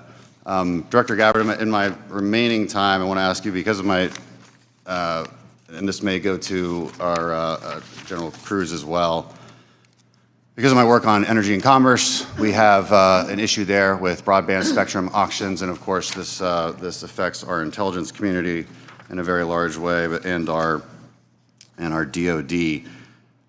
Getting right to the question here, how much, if any, spectrum can the DoD give up without having a significant effect on the administration's prioritization of lethality and deterrence? I'll defer to General Kruse, specific to DOD. I certainly wouldn't want to speak for all of DoD, and I think the committee is already in a fantastic conversation with the DoD on that issue. But broadly, what I would say is DoD has laid out the portions of the spectrum that it believes for both operational capabilities, and in closed session, I am more than happy to walk you through from the intelligence portion of the mission that we do. There are two different portions of the spectrum. We often talk about one, but not the other, and in closed session, I'd be more than happy to tell you why the other portion of the spectrum is important to national security. Sure, and the details are obviously classified, but we can talk about X and S spectrums and get a better idea for the public about, because the public would benefit from telecom having the ability to use some of these. When we look at 5G networks, 6G networks, so it's a conversation that we need to have and a much longer time to do so, which I've run out of. So I yield back. Thank you. Gentleman yields. Dr. Barra. Thank you, Mr. Chairman. You know, I associate myself with the comments of my colleague, Congressman Crow. I'm deeply disappointed in how we're handling this breach of protocol and so forth. You know, every year at the beginning of Congress, we take an oath to office. You know, this is an awesome responsibility to be a member of Congress, to protect our country. We have no greater responsibility than to protect our homeland. And, you know, when I walk into this committee and the honor of being on this committee, I don't see Democrats and Republicans. I see folks that every day want to do the same thing. But as Congressman Crow suggested, the mark of leadership, and we all are leaders in this room, is to accept responsibility when mistakes happen. And that signal chat was a mistake. I'm not here to impugn your character. You were all nominated by the president. You were all confirmed by the president. But we have an awesome responsibility, an incredible responsibility to the American people. And then given that we are the United States of America, we have a responsibility to the world. And this really was a breach of protocol. I'll take you at your word that we are going to do a full investigation of it. Our responsibility as oversight is to understand this breach, understand who leaked information, how that happened, and then hold those responsible. You know, I 100% agree with the chairman in his opening statement. He said, where trust is breached, those responsible need to be held accountable. So do I have, you know, Director Gabbard, we served together, we came into Congress together. Do I have your word, when this investigation is fully completed, we will get the full breadth of the investigation? Thank you, Congressman. That would be my intent. I will caveat that by saying that this is being conducted by the National Security Council. I've not gotten any indication that they would try to withhold that, but I can't speak for them. Okay. I also, you know, I see way too much politics when it comes to our national security and our national defense. We've got to keep politics out of this. We're not Democrats or Republicans. We're Americans. We're tasked with the responsibility of keeping our country safe.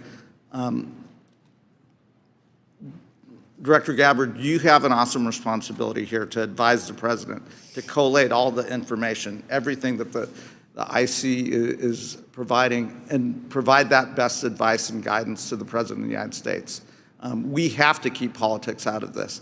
Even if the president disagrees with this, if it goes against his personal wishes, if he's considering an order that potentially is unconstitutional or illegal or compromises our security, I want your word that you will always provide and give that honest advice to the president, even if it will make him angry.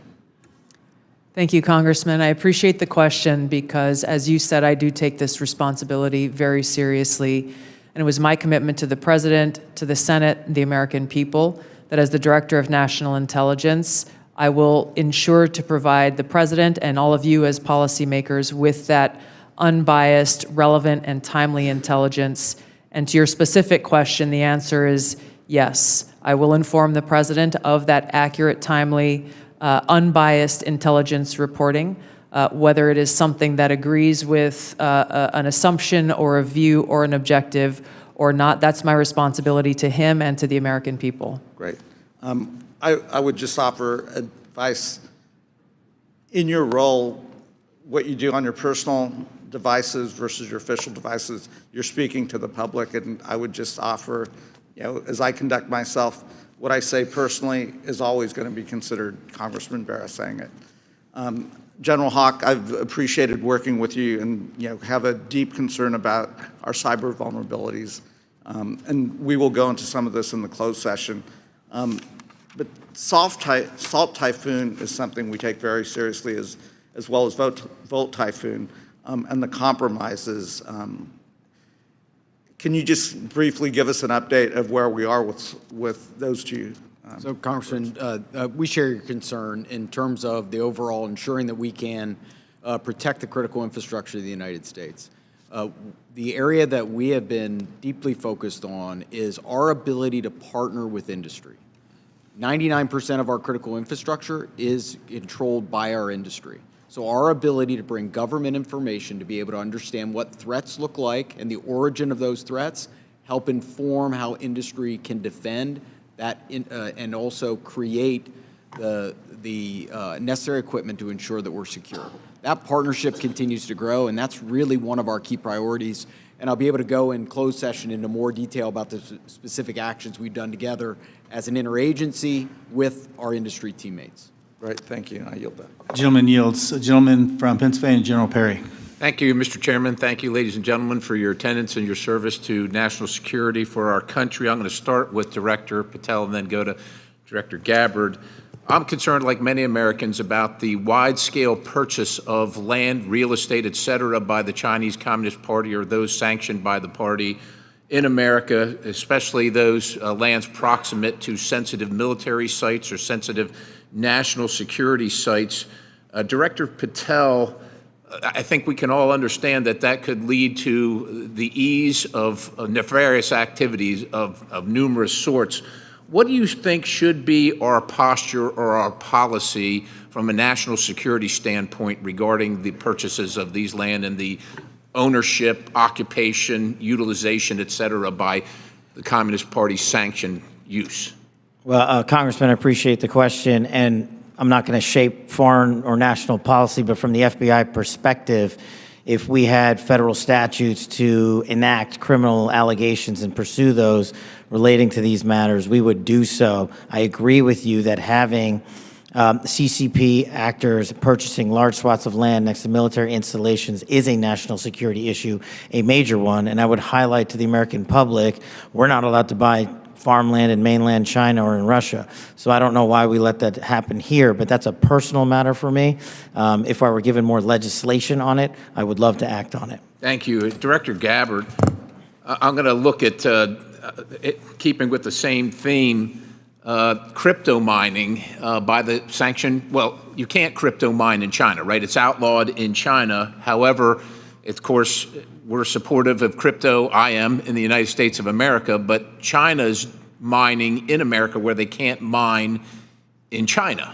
And in particular, I'm thinking about one site where the mining was occurring close to intercontinental ballistic missiles, and CFIUS was tipped off by Microsoft.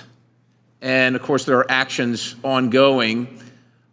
Should the Chinese Communist Party, sanctioned individuals or interests be allowed to crypto mine near sensitive military or national security sites in the United States of America? And if not, what should we be doing about it?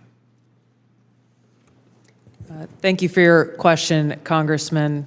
I'm not fully aware and up to date on the specific example that you've mentioned, and I'll go and look into that and happy and to get back provide. to you further. Right. Absolutely. Look forward to having the conversation with you.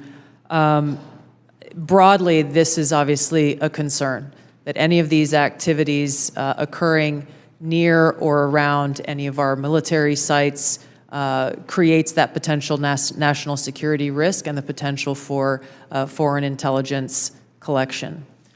I'm hoping it's a priority for everybody on the dais there. It is a priority, I think, for the American people, certainly for me.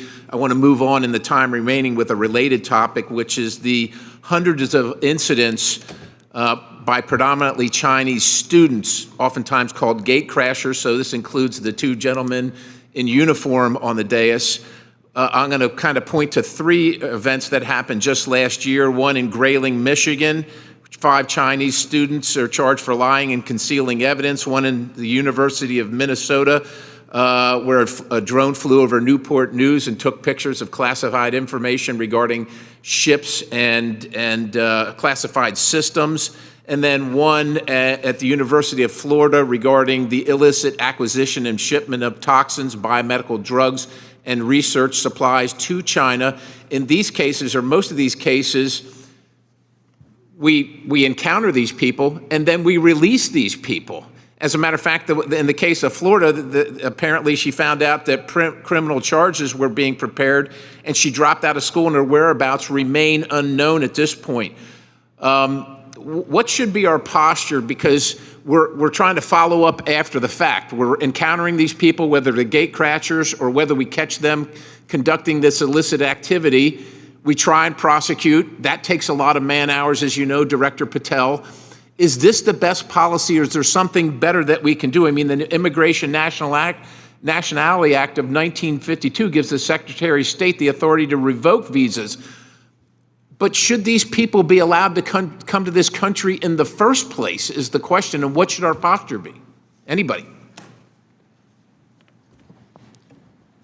In terms of the visa issue, I know that the administration is working on a policy, but to directly answer your question, anybody who utilizes the student visa program to come to this country to conduct criminal activity should never be allowed in this country. And anyone that's doing it here in the United States of America from an FBI standpoint will be vigorously investigated and will use the expulsion or criminal process on them. I yield, Mr. Chairman. Gentleman yields. Ms. Plaskett. Thank you very much, Mr. Chairman, and good morning to the witnesses. First let me say that we do have to, in this committee, try as much as possible to remain nonpartisan as opposed to bipartisan. I can recall being that way when I was counsel on the House Ethics Committee, and it's a hard position to take. But I'm really struck by the fact that in December of 2023, many people made Secretary Lloyd Austin go through the stages of the cross in self-flagellation and mea culpas for not informing the president that he was having a surgery. And now how we're treating Secretary Hedgepeth as if he is untouchable. Mike Waltz, when he was a member of Congress, went in the Committee on Armed Services to talk about and slammed Austin for holding himself to a different standard than the American people. And yet we are not doing this across the board. And that's disappointing, at the very least, very disappointing. Director Gabbard, thank you for your testimony. And one of the things that I believe I heard you say was that when there was a discussion by DOJ as to the cuts to foreign aid, that there had not been a request for an intelligence and national security or an intelligence assessment of the impact of those cuts. Was that your testimony a little earlier? Congresswoman, I have not seen any kind of actual official assessment either within the intelligence community or outside of it on what the effects of those cuts to USAID programs has been.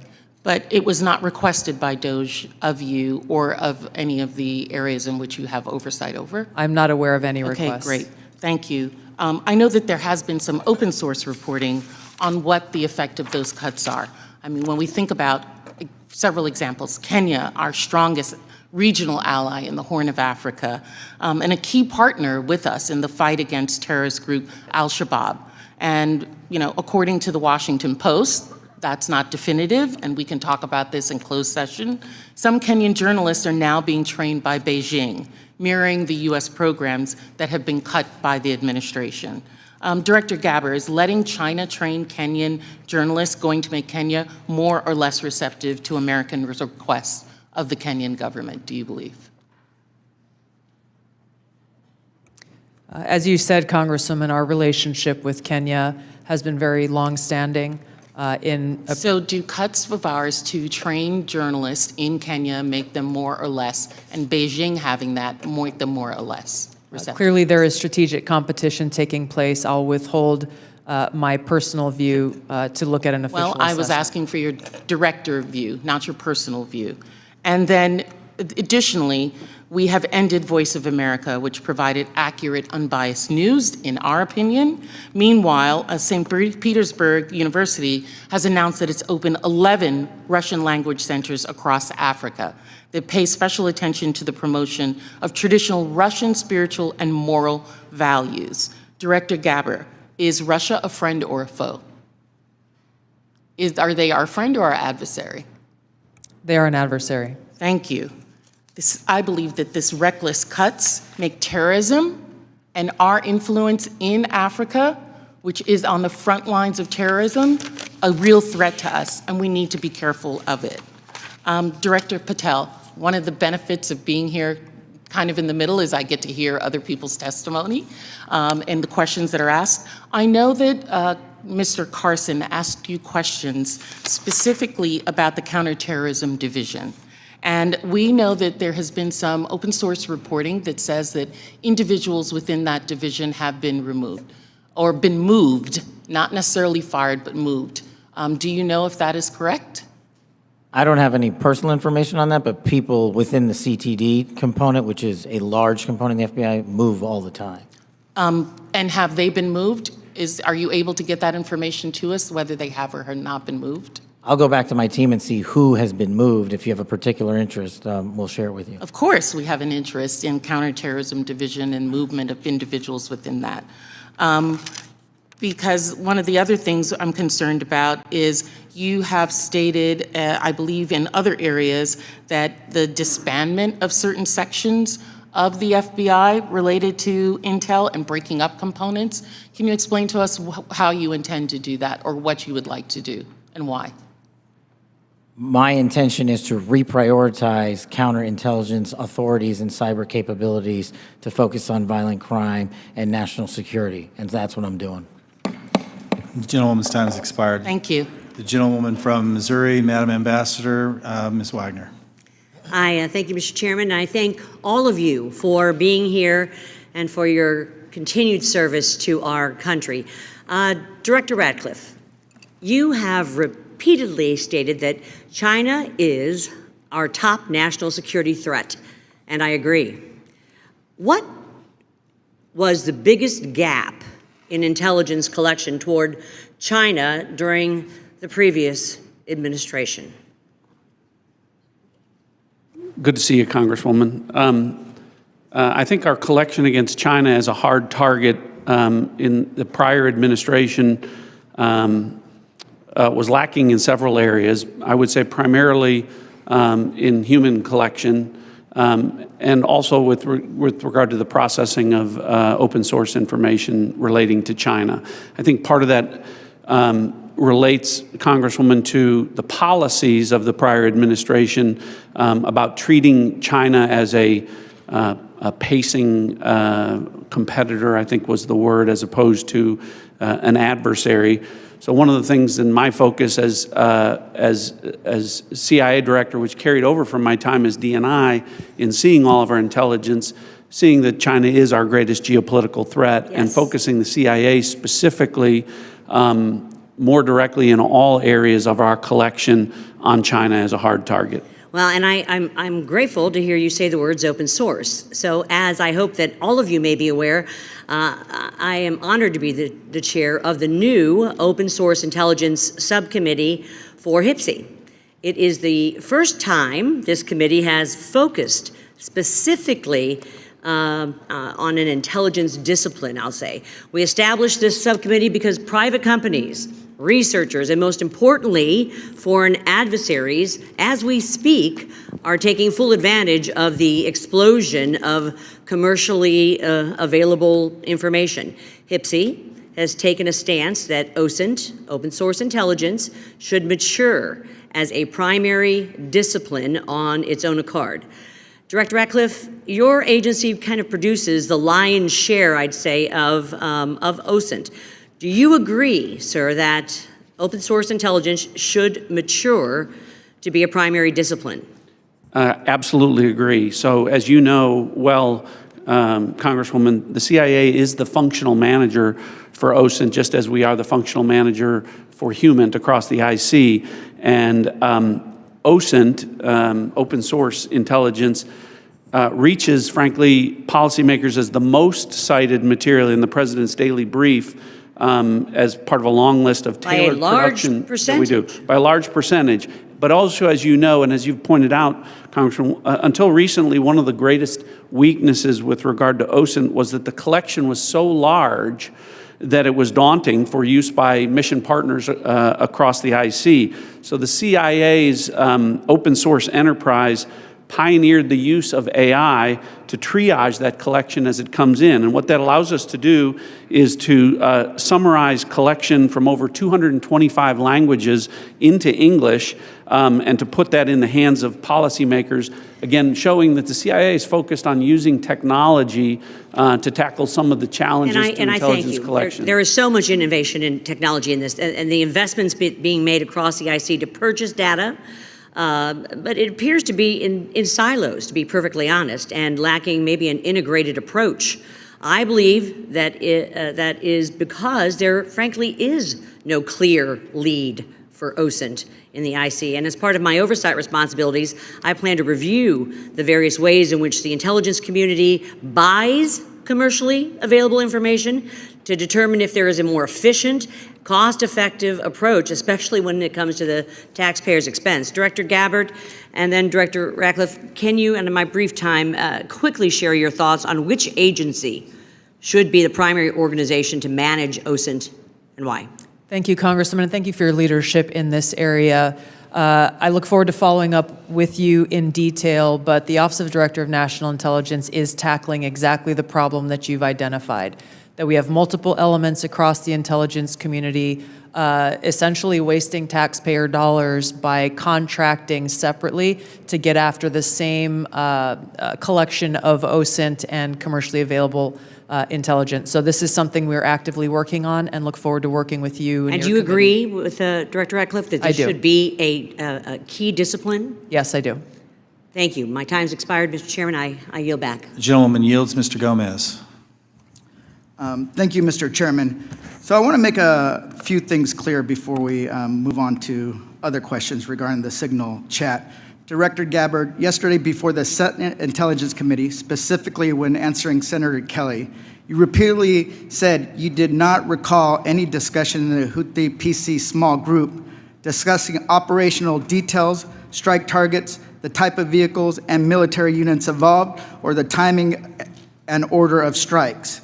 Do you stand by your testimony from yesterday that you do not recall any of the discussions regarding this type of classified information? Yes or no? My response in the Senate yesterday, yes, I stand by that response. Obviously, the release of the screenshots that came from that chat group today were a refresher on what happened. As I said earlier, I was not involved with that portion of the chat, so it did not come to my recollection yesterday. Thank you. So I take that as you stand by your do not recall yesterday stance when you're asked those questions. You've been in office 43 days. Director Ratcliffe has been in office 62 days. This was considered the first major military operation using lethal force of the Trump administration. Was this the first, this was probably the first time that you've been involved with a discussion like this on a thread. It was not discussing, you were not on a group chat discussing where we're gonna go for lunch. You're discussing putting men and women of the armed services in harm's way. That's a major decision. So, and when did that happen? 10 days ago? Okay, I'll answer that. It happened 10 days ago. Here's the point. Like something of this magnitude, it's something that you would not forget. It's something that most people, if you're taking this job so seriously, that you would not forget. I mean, since I've been on this committee, there's been days that I have woken up in the middle of the night from the things I've learned in the SCIF. So deciding to use military force is something hard to imagine. So the do not recall doesn't pass the smell test. It makes it's unbelievable that was the case. So that's what the American people don't understand. And I know a lot of folks in this administration were saying that they're going to take on the establishment and drain the swamp, but you have become that swamp in a matter of days, not weeks or months, days. So one of the things we're going to look into is what actually occurred, because the American people deserve a full accounting. Additionally, the main person who was involved in this thread that a lot of people want to talk to is Secretary of Defense Hegseth. And a lot of questions were brought up regarding his drinking habits in his confirmation hearing. To your knowledge, do you know whether Pete Hegseth had been drinking before he leaked classified information? I don't have any knowledge of Secretary Hegseth's personal habits. Director Ratcliffe, same question. Yes or no? You know, no, I'm going to answer that. I think that's an offensive line of questioning. The answer is no. I find it interesting that you want to. I'm going to answer. You asked me a question. You want an answer? No, listen. You don't want to focus on the good work that the CIA is doing, that the intelligence community. Director, I reclaim my time. Director, I reclaim my time. Here, I have huge respect for the CIA, huge respect for our men and women in uniform. But this was a question that's on the top of minds of every American, right? He stood in front of a podium in Europe holding a drink.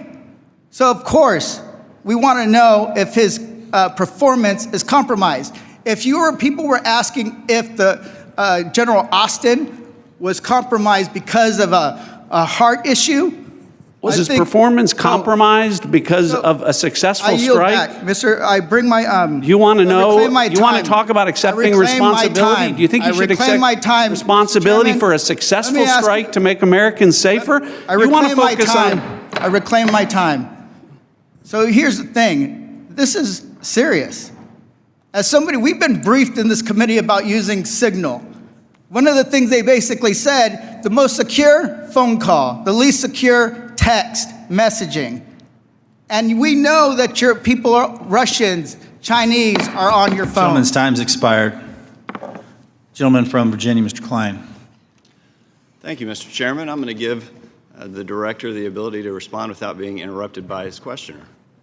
I appreciate that, Congressman. I guess, you know, just a general reflection here again that for the last 2 days, members of the intelligence community have been asking questions about a Signal messaging group and not asking questions from Democrats either in the Senate or the House on China, Russia, Iran, and the real threats that are going on to the United States. And you can say that you care about the good work that agencies are doing like the CIA and that you care about 140 stars on the wall. But no one's asked me about my second day on the job here, where I lit the fuse that led to a foreign government participating with us to capture one of the senior planners of the Abbey Gate bombing that killed 13 Americans. And in the process, we worked with a government that previously hadn't, so that hadn't cooperated with us on counterterrorism matters. Or the fact no one has focused on that within an hour of that taking place, I was on the phone with Director Patel, and a few hours later with Attorney General Bondi, working together, the IC and the FBI working together to bring this person home in less than a week, unprecedented success for the intelligence community and the law enforcement community. Exactly representative of the kind of work that we should be doing and the kind of work that an oversight committee should be asking about. But instead, we're getting questions about whether or not someone has drinking habits. And, you know, I just wish in an annual threats hearing where the American people want to hear about threats, that's what we would be talking about. Thanks for the opportunity to clarify. Absolutely, Director. I want to thank you and all the people who work with you and all the witnesses and the men and women, the brave men and women who are putting their lives on the line each and every day for this country. And to the military as well, we are grateful and we recognize the sacrifice and dedication. Director Ratcliffe, you talked about China being our top national security threat, and I want to go to what really is the most active and persistent threat. It's related to cyber. It's related to the People's Republic of China cyber activities, Volt Typhoon, Flax Typhoon, Salt Typhoon, targeting U.S. critical infrastructure, targeting critical infrastructure overseas, compromising U.S. telecommunication companies, and I want to ask Director Gabbard, there are also regular compromises of government networks in the defense intelligence base. The Chinese are acting with impunity in targeting the United States. Clearly, the last administration had no effective deterrent strategy. Considering a whole-of-government approach to leverage legal export control, trade, and other levers, is there more that the U.S. can be doing to deter China's cyber aggression? Thank you, Congressman, for your question. In short, the answer is yes. Much of that relies on our intergovernmental planning and operations, but also very closely integrating with our private sector partners. This is essential for us to be able to harden our own cyber infrastructure, our own critical infrastructure, and to look at what our capabilities, both defensive and offensive, are and how those should be used. If I may, Congressman, I'd just like to address Congressman Gomez's maligning of my reputation and not giving me the opportunity even to respond to his accusations. What occurred in that Signal chat was an update to National Security Cabinet members that was also issued around the same time as updates to our foreign partners and allies in the region. There were no sources, methods, locations, or names of targets that were included in that chat. The decision to conduct this operation had been made long before that conversation took place. I do take my responsibility very seriously and played an integral role in providing the intelligence community's assessments that led to the ultimate decision by the president to conduct an operation, which, by the way, was very successful and continues to be very successful. I was traveling at the time, and I was not playing a very specific role, as these chats reflect, in much of the conversation that took place there. Secretary Hegseth, in my experience, has continued to operate in the way that President Trump's confidence in him inspires, which is in the best interests of the American people and our warfighters and ensuring our national security. I think it's wrong to impugn him, especially at a point where he is not here to defend his own honor. Thank you, Congressman. I agree with your assessment and support for the Secretary, and I yield back. Gentleman yields. Ms. Houlihan. Thank you for the time, and I struggle, and if you look at my notes, I've changed my mind about 1,000,000 times what I'd like to talk about. I'd like to first start with Director Ratcliffe. I find it offensive for you to accuse me as a Democrat of not caring about national threats. I very much wanted to talk about those, in fact, had prepared questions in advance of this hearing about those threats, specifically about biosecurity and bioterrorism, but I don't have time to ask those questions because the threat is in the House. The threat is across the dais, and I need to ask these questions. It's my job to ask these questions of you. Because when I served in the military and I served in classified environments, had this happened to me, I would have walked my resignation in immediately. This is not okay. Communicating these sorts of things in Signal is not okay. Targets, times, Those kinds of things are absolutely classified, and we all know it. I know it. These people know it. You all know it. And the fact that we're having to have these conversations now means that I can't ask the questions that I need to ask about things like bioterrorism and biosecurity. And so I'd like to put you in check as well, sir, because you can't assume who I am any more than I can assume who you are, sir. I would like to move my questions, however, over to Director Gabbard, because you are the DNI. You do have an obligation and a responsibility. I'm going to speak to you specifically about the fact that you have spent much of your 40 days talking about the importance of making sure that we don't reveal classified information, making sure that we don't leak information. You're a former battalion commander in the Army. I don't think that you would have necessarily appreciated the kind of leaking of information that I believe absolutely did happen in this signal channel and is worthy of a further investigation. In fact, this committee established something called 50 U.S.C. 3235A, and this committee, on a bipartisan, apartisan basis, requires you, the DNI, to swiftly notify Congress and the Intelligence Committee if you're aware of any sort of significant unauthorized disclosure or compromise of classified information, which I would argue this has all of the markings of being that. And so if you, as the DNI, see such a thing anywhere within your organization's purview, you have the obligation to begin an investigation to report back to us on that. Would this seem to qualify to you as something worthy of that investigation? Thank you for your question, Congresswoman. In this situation, Secretary Hegseth has the Yes or classification no? and You are the declassification DNI. authority over DOD information. This chat did not have the auspice of being a DOD chat. There's no such thing as labeling it as DOD. This was a chat amongst a great variety of people, and you, according to our law that we passed here bipartisanly, have an obligation when you think there has been a tangible, significant leak of information to instigate an investigation. Do you not think it's important to do such a thing?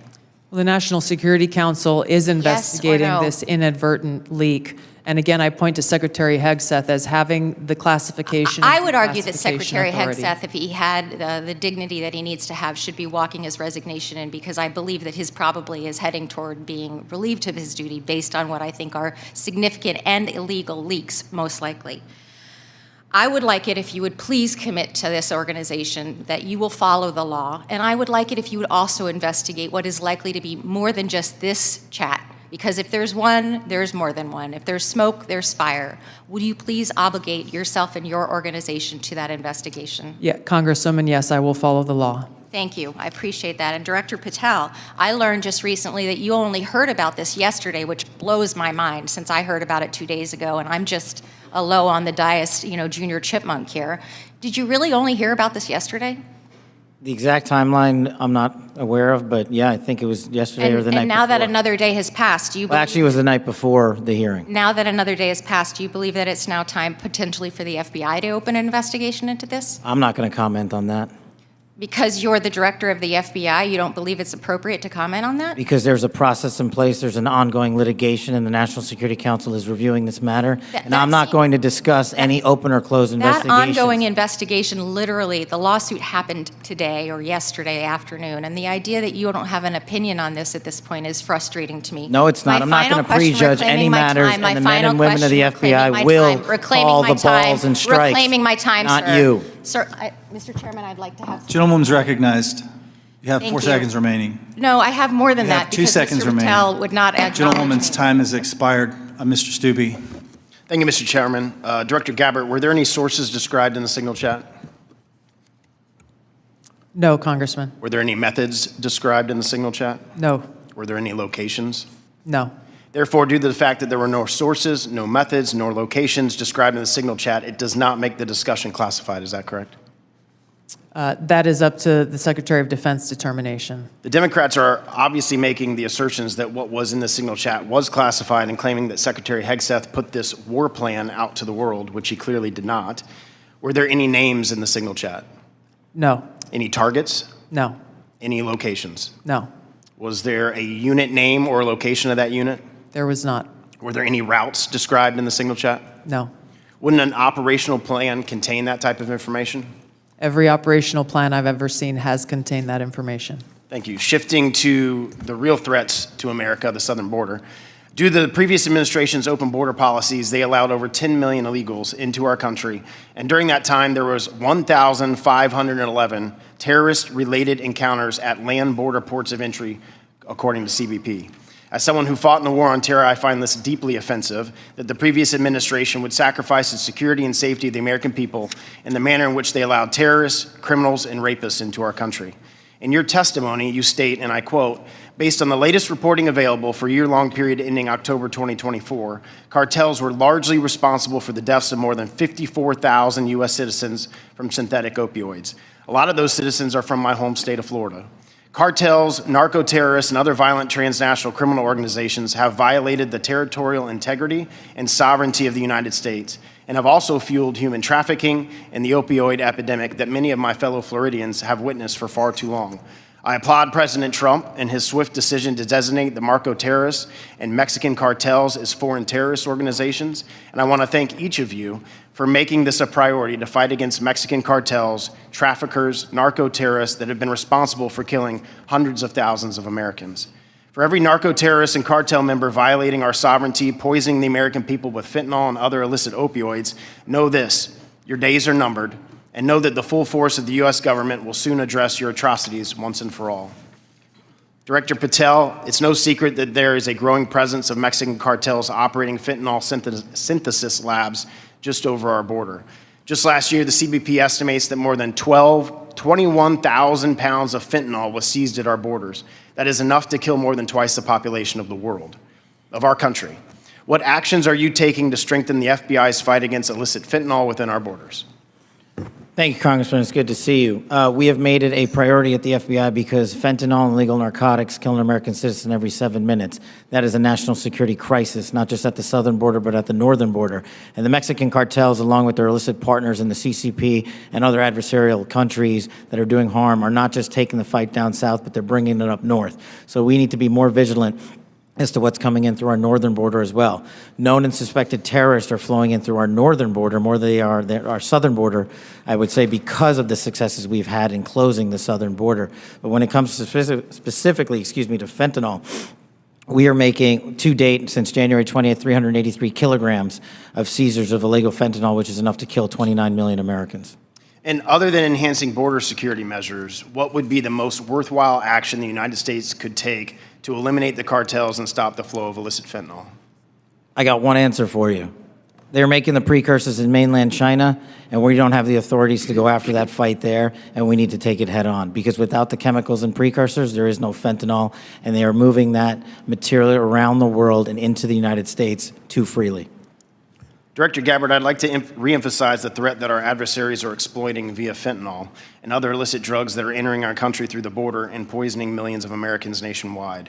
It's essential that all components of our national security apparatus are united in their efforts to protect the American people and our communities from such harm.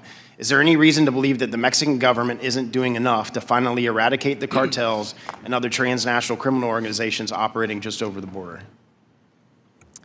Congressman, I can only speak from my vantage point. As was stated previously by Director Ratcliffe, we have already been introduced to and begun collaborating with our counterparts in the Mexican government. Could there be more done? I would say absolutely yes. I know that the Trump administration across his cabinet are looking at opportunities to be able to do that. And Director Patel just hit on this with CCP and precursors, but to what extent have we seen other malicious actors worldwide partner with the cartels to infiltrate and target the United States? Related to the production of fentanyl. Yes, ma'am. India is one of those countries that is providing some of those precursor materials as well as equipment. Thank you for being here today. My time's expired. Gentleman yields. Mr. Quigley. Thank you, Mr. Chairman. And I know it's all us who are worried about this only, but apparently the Senate Armed Services Committee Chair and Ranking Member requested Inspector General report on this chat. So I'll tell you why more people are worried about this than you might think, and that's Director Gabbard, your position was created post 9/11 because of the horrible intel failure that took place there where we weren't sharing information. It wasn't adequately shared within the community and between our allies. We have to believe that our allies look at this as a colossal mistake and will at least hesitate to a certain extent, wanting to share sensitive information with us that keeps us safe because they're worried about their sources and methods as well. Wouldn't you be at least somewhat concerned that our allies would look at this and say, that wasn't the perfect way to communicate? Congressman, thank you for the question. If that information that was put out in the chat by the Secretary of Defense had included specific sources and methods and targets and names, then the answer would be yes, but that was not the case. Let me stop you there because there's such a limited time. Generals, look, you're here because you got tough spots, so I have to put you on the spots. You're passing information like this just within your agency, and you know that it's going to include, we are go for mission launch, Houthis, sea lanes, the information about the weapon systems. That gets to the Houthi military commanders. Doesn't it make you think they're at least going to say duck? Thank you for the opportunity to weigh in on the issue. Yes, if we were collecting this on our adversaries and we're able to get this information as was asked of General Haugh earlier, we would consider that classified, but it's classified under the collection piece. The data that we're talking about here is the operational data, not the intelligence data. Respectfully, sir, just because we have limited time. Secretaries. The Houthis military leader is going to duck when he hears this, or he's going to take some action, or he's going to try to shoot our planes down, right? If he has actionable intelligence, he will certainly use it. I'm talking about this intelligence. You don't think he can figure out? Houthis is mentioned a couple times, sea lanes. They show the weapon system. At least it's a credible warning to him. I would offer the Houthis' defensive position has been constant since the 15th of March.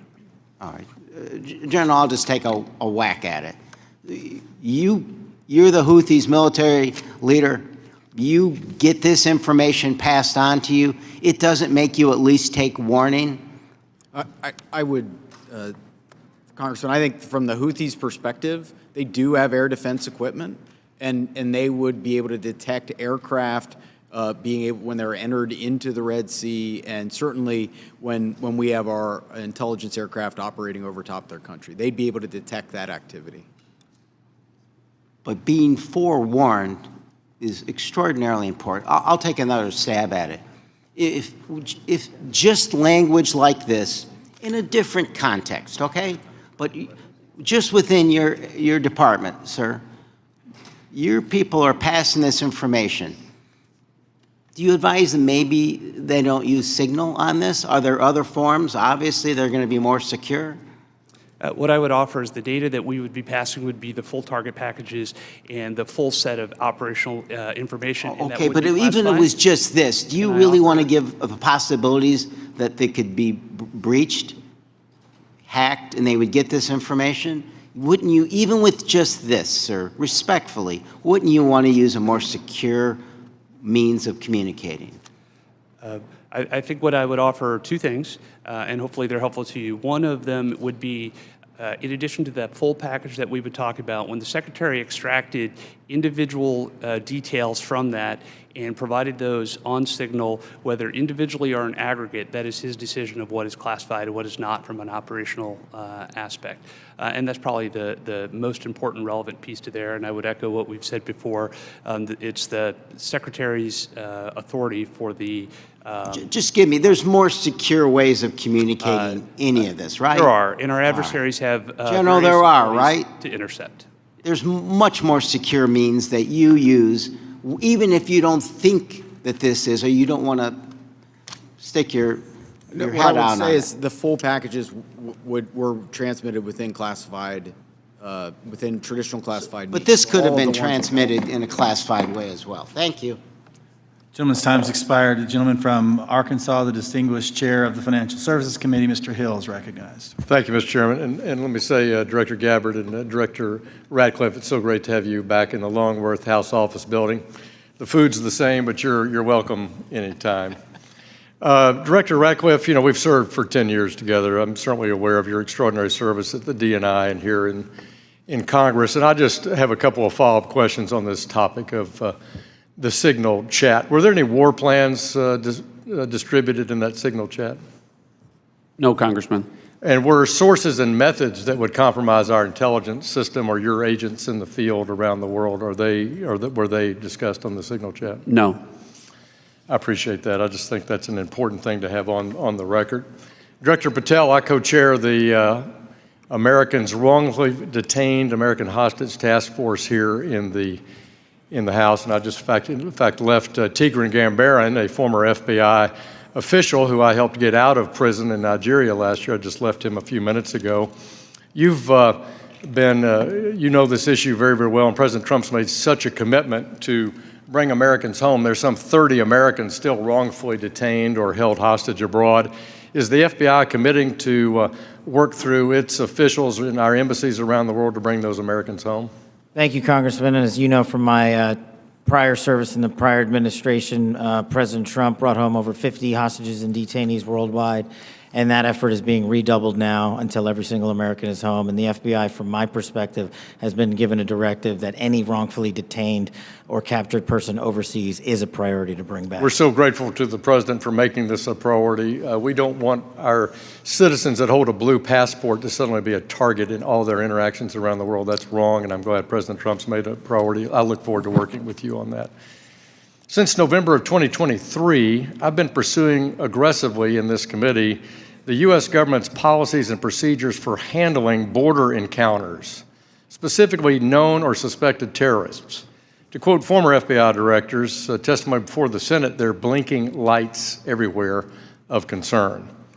But despite my numerous attempts, including multiple briefing requests, letters, legislative provisions, a GAO report requested, the prior administration refused to provide requested information and data on what the public now knows was a very dangerous situation along the U.S. borders that President Trump now has as a priority of fixing. In January 2024, there were 176,000 encounters along the southern border, with 51,000 occurring at ports of entry and 124,000 between ports of entry. Comparing that to the work just in the first few weeks of the Trump administration, total encounters are down to 61,000 along the border, with 32 at ports of entry and 29,000 between ports of entry. For the record, that's a 60% reduction. Director Patel, since President Trump took office in January, as we've seen these plummeting border encounter numbers, has the country seen a drop in known or suspected terrorist encounters at the border? Thank you, Congressman. It's one of the issues I really wanted to address today. And I think the country deserves to know that known or suspected terrorists, KSTs, are coming in with much less frequency at the southern border. In fact, if my information is correct, 2 since January 20th. And they are coming in with much greater frequency in the northern border, and since January 20th, that number is 34. And those metrics carry out over the last year in terms of ratio. So what it tells me is that known or suspected terrorists, the individuals that want to do the most harm to this country, are utilizing the northern border, and we got to refocus assets up there. Yeah, which I think is good. And I'm glad the prior administration did declassify the ISIS arrests in Philadelphia and did declassify the a citizen that was coming across the northern border to do harm on Election Day. That's good, but we have much more to do. And Director Gabbard, I need your help working with your colleagues here. It's this idea of requesting coordination between Director Patel, Secretary Noem, and the committee with fused data on known or suspected terrorists. Whether it's TSA data, BPP data, FBI internal data, we want to have that coming to us. Where are these people? What's been done with them? What is the government's position on them? Will you commit to work with us as OD&I to get this information from across the government, IC?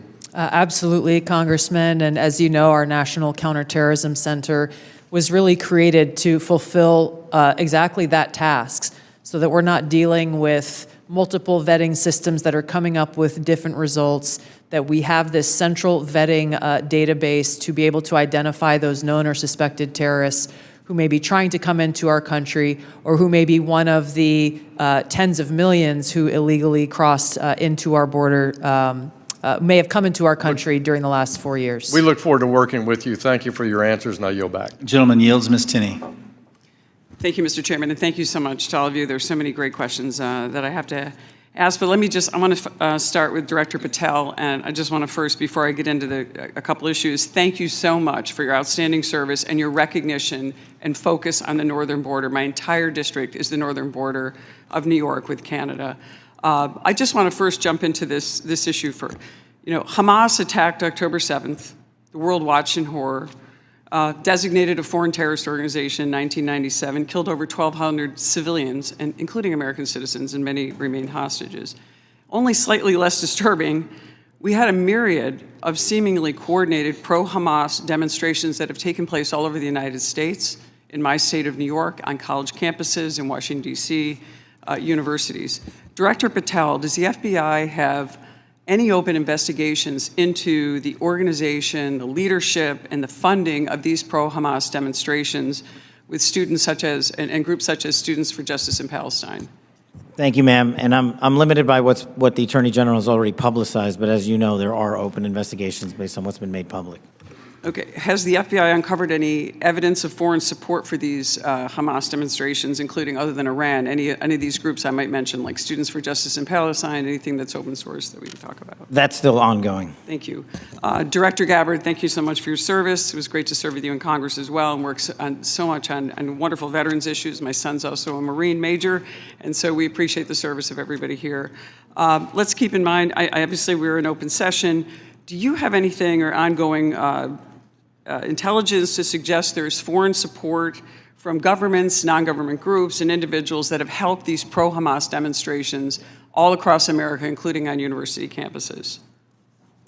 Congresswoman, there are some assessments that reflect that, and we can talk about that in the closed session. Great, thank you so much. And now I want to get back to Kash, Director. Great work on the northern border. I'm one of the co-founders of the Northern Border Security Caucus, and your information has been tremendous. Once I got the district that I represent now, this sprawling, long district, the entire northern border is Canada. And as you say, 358 suspects on the terror watch list. Almost 90% of the suspects on the terror watch list are coming across our northern border. I'd love to talk to you. What is the FBI doing specifically dealing with this northern border? And what access point are you? Who are you working with? Is there a way that we have got a way to handle this with the foreign terror threats? And I say this in light of my district specifically, where New York State, led by Democrats, by the way, is notorious for their unwillingness to work with law enforcement. Under Governor Cuomo, we cut off the ability. I know Congressman Quigley talked about working together after 9/11. The state hit hardest by 9/11. And Governor Cuomo put in a law that prohibited law enforcement from working together in 2019. What are we doing so we can work with New York, the government and others, to make sure that this doesn't happen across our New York northern border? Well, one, and this is out of my lane, but what we need to be doing is working with the Canadian government because they sit on top of our northern border. We do have the problem of tyranny of distance and sheer geography as compared to the southern border, but when we were told that the Mexican government would not work with us, we overcame that hurdle, and we've seen the immediate results, as I highlighted to your colleague, about northern border contacts with KSTs versus the southern border. The other thing we can be doing is working across every northern border state who has a geographic border with Canada and their local and state affiliates, which we are doing at the FBI, but it is such a vast enterprise that we would need a huge increase in resources to cover down on that the way we do in Mexico. In addition, thank you for that. In addition with working with the Canadians, are you also working with the New York State government? Because we do have a number of interesting assets, a sprawling Akwesasne Mohawk Reservation that kind of goes across the northern border with New York and Canada. Are those types of things ways that you can work with the New York government and also in coordination with the Canadian Royal Police? Absolutely, ma'am, and you highlight a great point. A lot of the northern border touches upon tribal lands, and we need to work with tribal leaders throughout the country as effectively as we do with state and local governments, and at the FBI, we're doing just that. Thank you so much, and I really appreciate all of your service, and I yield my time back. Gentleman yields. Gentleman from Texas, Mr. Fallon's recognized.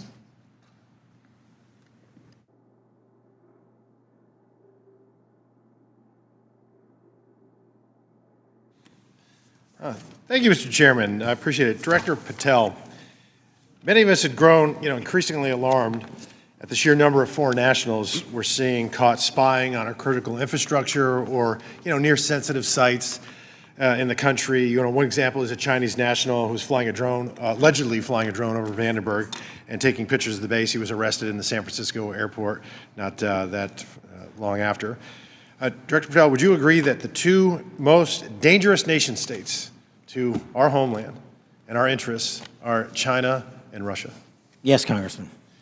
So it would stand to reason that we should pay particular attention when foreign nationals from these two countries, who we've already established are the greatest threats to our country now and in the future, when they try to sneak into our country illegally.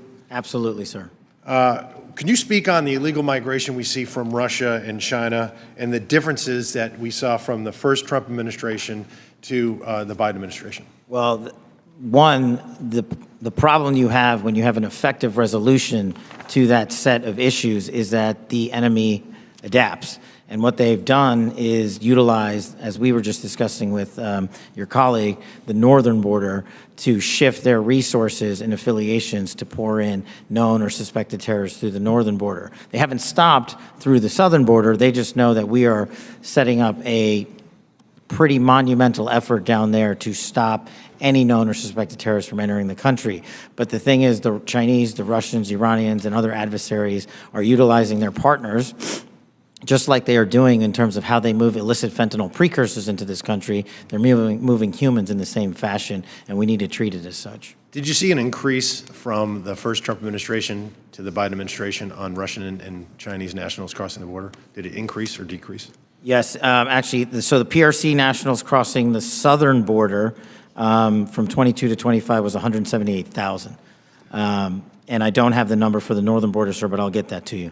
So, what we found was that there was actually a market increase, alarming, with the Chinese illegal migration increasing 527% all in, and Russian 2,400%. And if just 1/10 of 1%, some tiny fraction, 1/10 of 1% are actually asset sleeper agents loyal to Moscow or Beijing, they could wreak havoc and mayhem in a free and open society. It's very dangerous. And then those are the ones we know about. What about the ones that snuck across and we never found them? The unknown gotaways, if you will. So, Director Patel, there's also great concern about the increasing number of counterintelligence threats that are penetrating all levels and branches of government, both local, state, and federal. The number of elected and appointed officials willing to betray this country is becoming increasingly pervasive. Last year, we saw a former senior aide in the New York governor's office, Linda Sun, and her husband, Kruse, indicted on charges of money laundering and acting as foreign agents to the People's Republic of China. Ms. Sun used her position to block Taiwanese representatives from access to New York State officials. Instead, we're rolling out the red carpet for those PRC officials to have those meetings. I mean, that's some scary stuff. So when we have someone like Sumi Terry, who also worked covertly spying on Korea, while working simultaneously with various think tanks, and she had been national security official, and she'd worked for the CIA and the National Security Council. And because of her job, members of Congress and their staffs had access to these Korean intelligence officials, and she was paid with, thousands of dollars in luxury gifts. But Director Patel, I get that these investigations are ongoing and sensitive. But to the extent that you can, could you please briefly highlight the severity of these counterintelligence threats, including a rough estimate of the number of open counterintelligence cases that are pending? We have many, and I'll get you the exact number, sir, in closed session. But what it highlights is that the enemy is not relenting. They're actually doubling down and tripling down on their efforts, and there's no sector in government that they won't go to and try to infiltrate and penetrate access and turn people in this country against our own nation. So that is a national security threat of our time, as is the terrorism threat and as is the fentanyl threat. It needs to be treated as such equally, and at the FBI we're doing that. Thank you. And Director Patel, will you commit to providing this committee with classified briefing on the severity, the FBI processes and procedures, including defensive briefings related to counterintelligence threats involving elected and or appointed officials? For defensive briefings, Congressman, I commit to you that the FBI will give you everything we have in our holdings. I can't comment on other people's. Thank you. And Mr. Chairman, I want to thank all the witnesses for being here, particularly Mr. John Ratcliffe, Congressional District 4 as well. I yield back. Gentleman yields. got notice that the baseball shooting report discussed by Vice Chairman Kelly earlier today has been delivered to our SCIF, and I appreciate, Director Patel, your responsiveness to that issue. Thank you so much for your commitment and the appropriate transparency demonstrated in that. We appreciate that very much. Since each member has had an opportunity to question our witnesses, I will now close this portion of the hearing, and we'll reconvene in closed session at 2 p.m. in the HIPSI spaces. I ask the public and staff to please remain seated until our witnesses depart. Thank you.